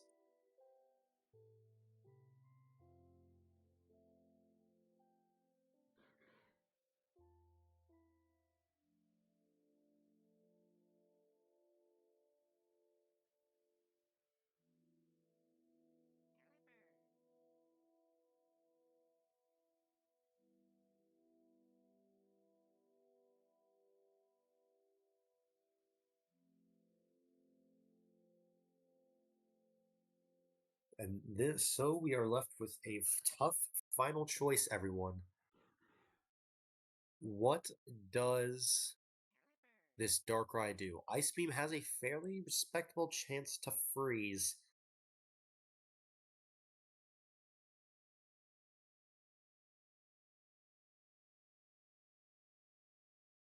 Oh!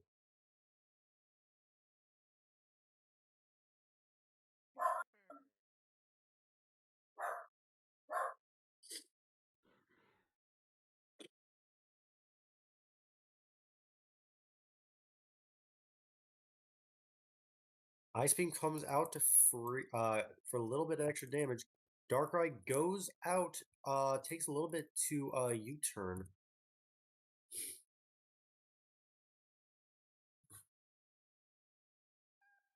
Tapu Lele comes back out. However, I do think an Ice Beam does have potential to KO the Tapu Lele at this point. We'll have to see, though, if this Darkrai is Choice Scarf or not, because if it is, this Tapu Lele is likely cooked.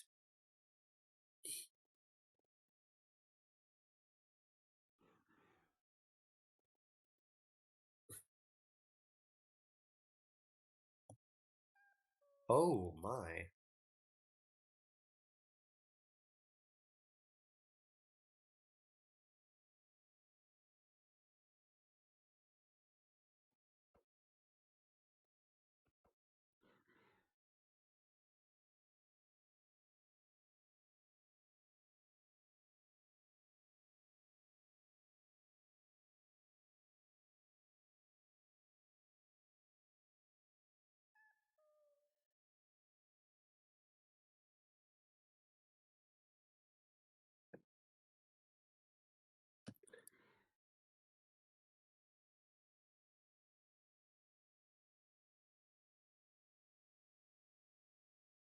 And so we are left with a tough choice. It appears we've faced another bug, potentially from a trainer not fully updated to the next version. Ice Beam comes out and successfully freezes.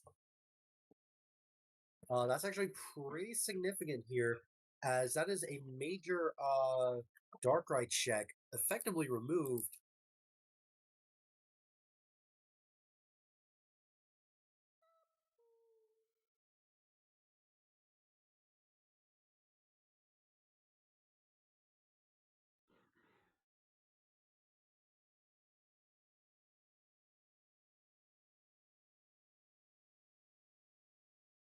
And so we are left with and this is actually looking very strong, as with the Tapu Lele frozen.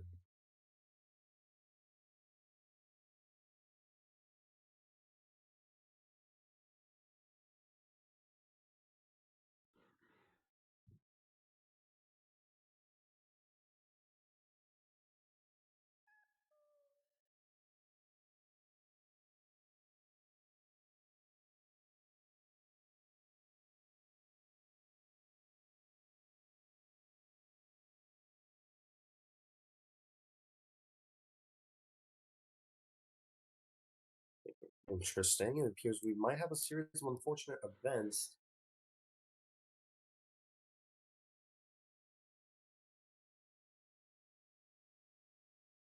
In comes the Swampert here to threaten the Darkrai once again.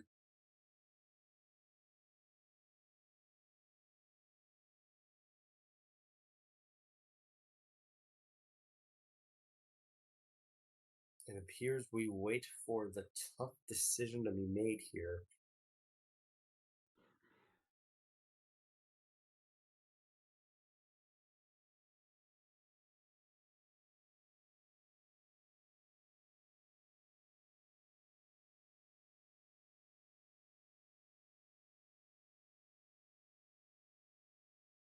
In comes the Dondozo as Waterfall comes back out.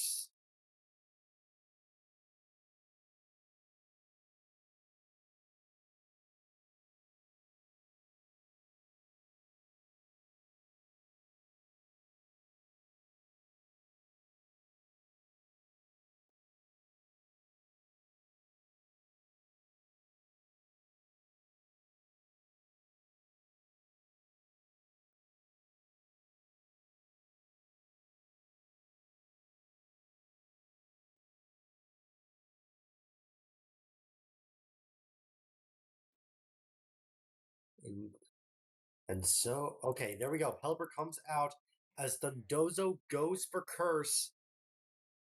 I do imagine at this point, Hurricane is relatively free here.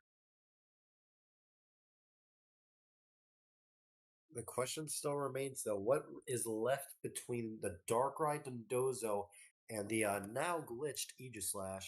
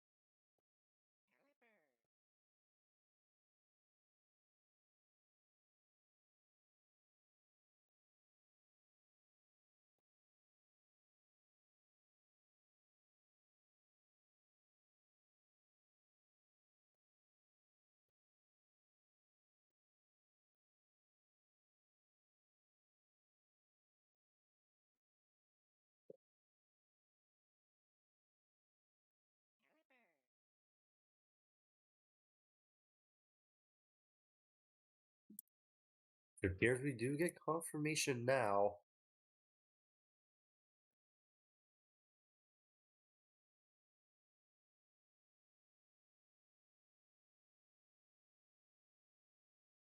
There we go. Dondozo taking a little bit of recovery here as Pelipper goes for, I believe this is Hurricane.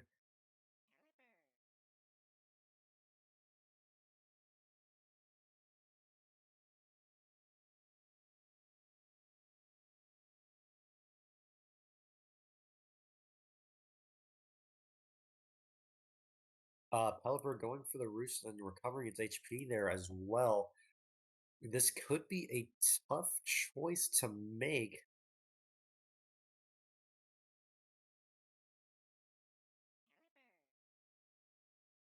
It looks like we are currently waiting. This is interesting, as while the Hurricane goes through, potentially threatening major damage onto both the Nozo and the Darkrai.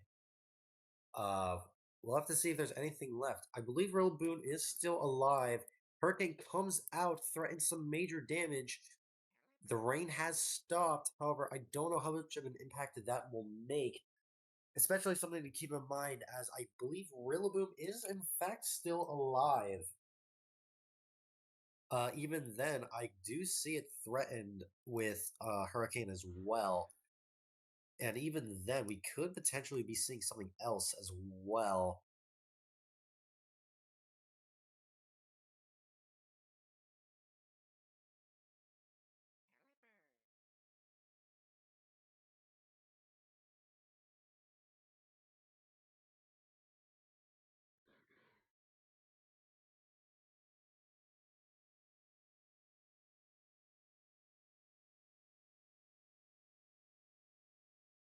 And so the question remains.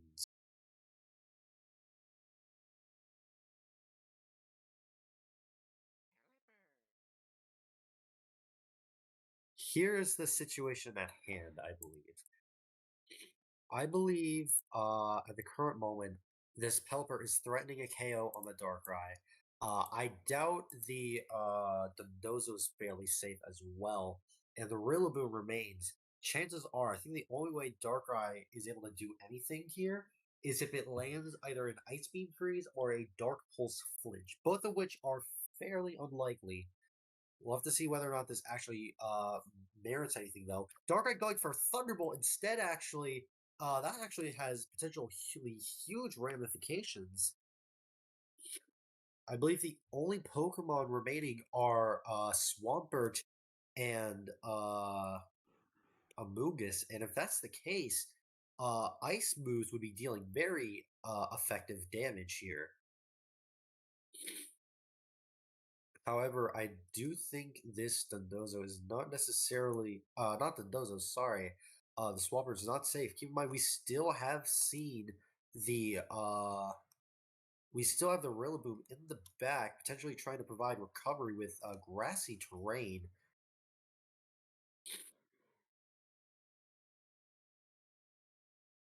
Out comes the Dondozo as Earthquake comes out, dealing pretty much negligible damage here.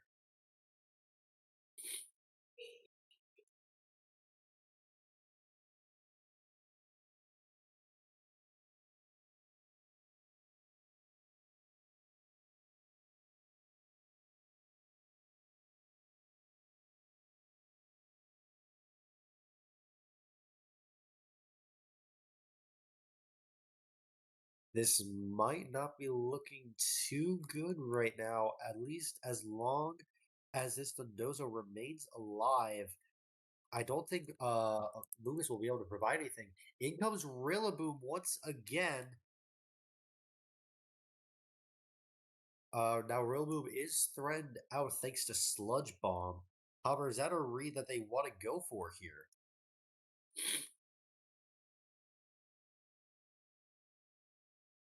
U-turn comes out, dealing a little bit of extra damage thanks to Rocky Helmet.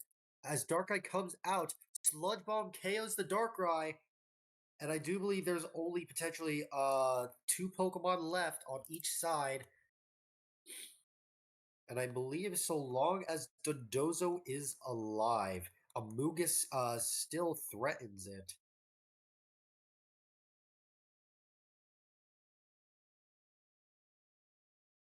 I would wager, at least in this instance, Sammy Boy is still at the advantage, if only by a little bit.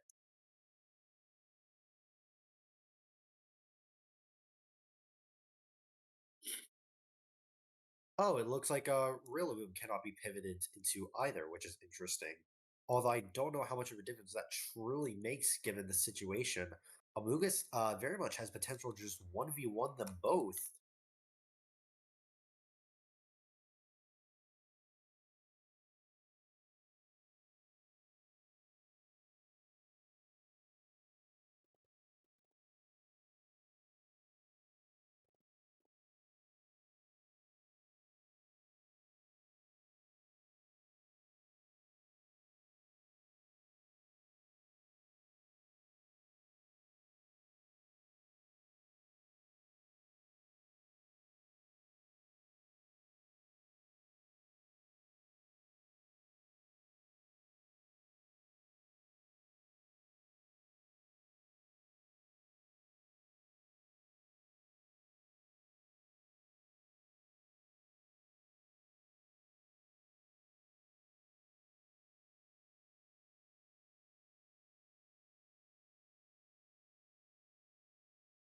here is the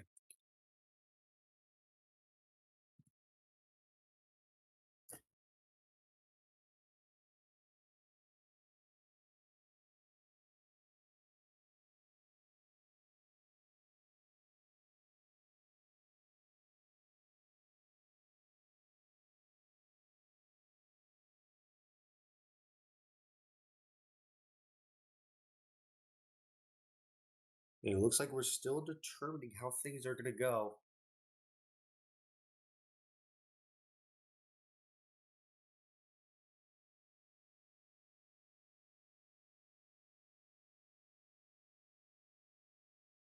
It appears we are left with a tough choice. What does what happens here?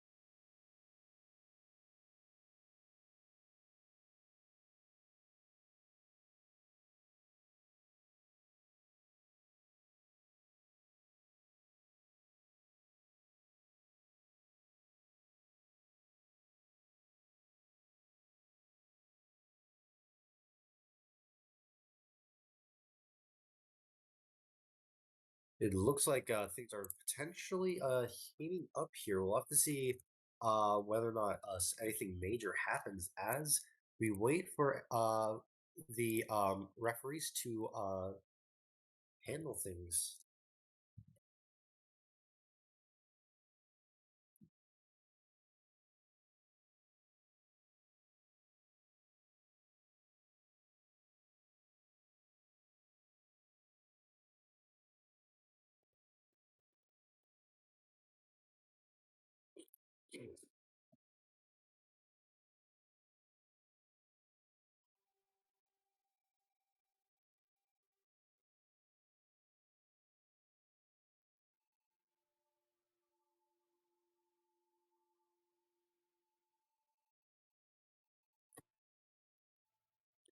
There we go. Dondozo is brought back out as Amoongus goes for the Giga Drain, dealing significant damage here.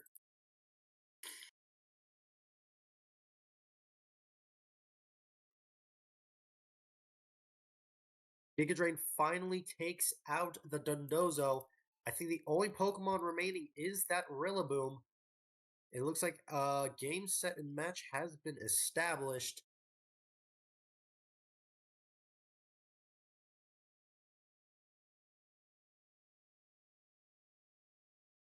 And it looks like we will be seeing the end of this battle soon.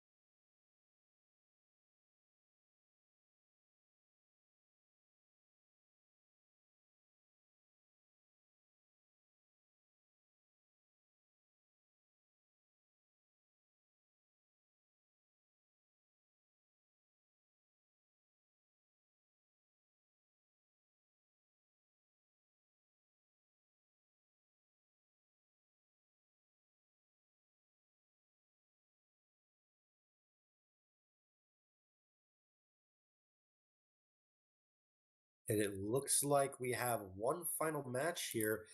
Things going in the favor of iPixelmon.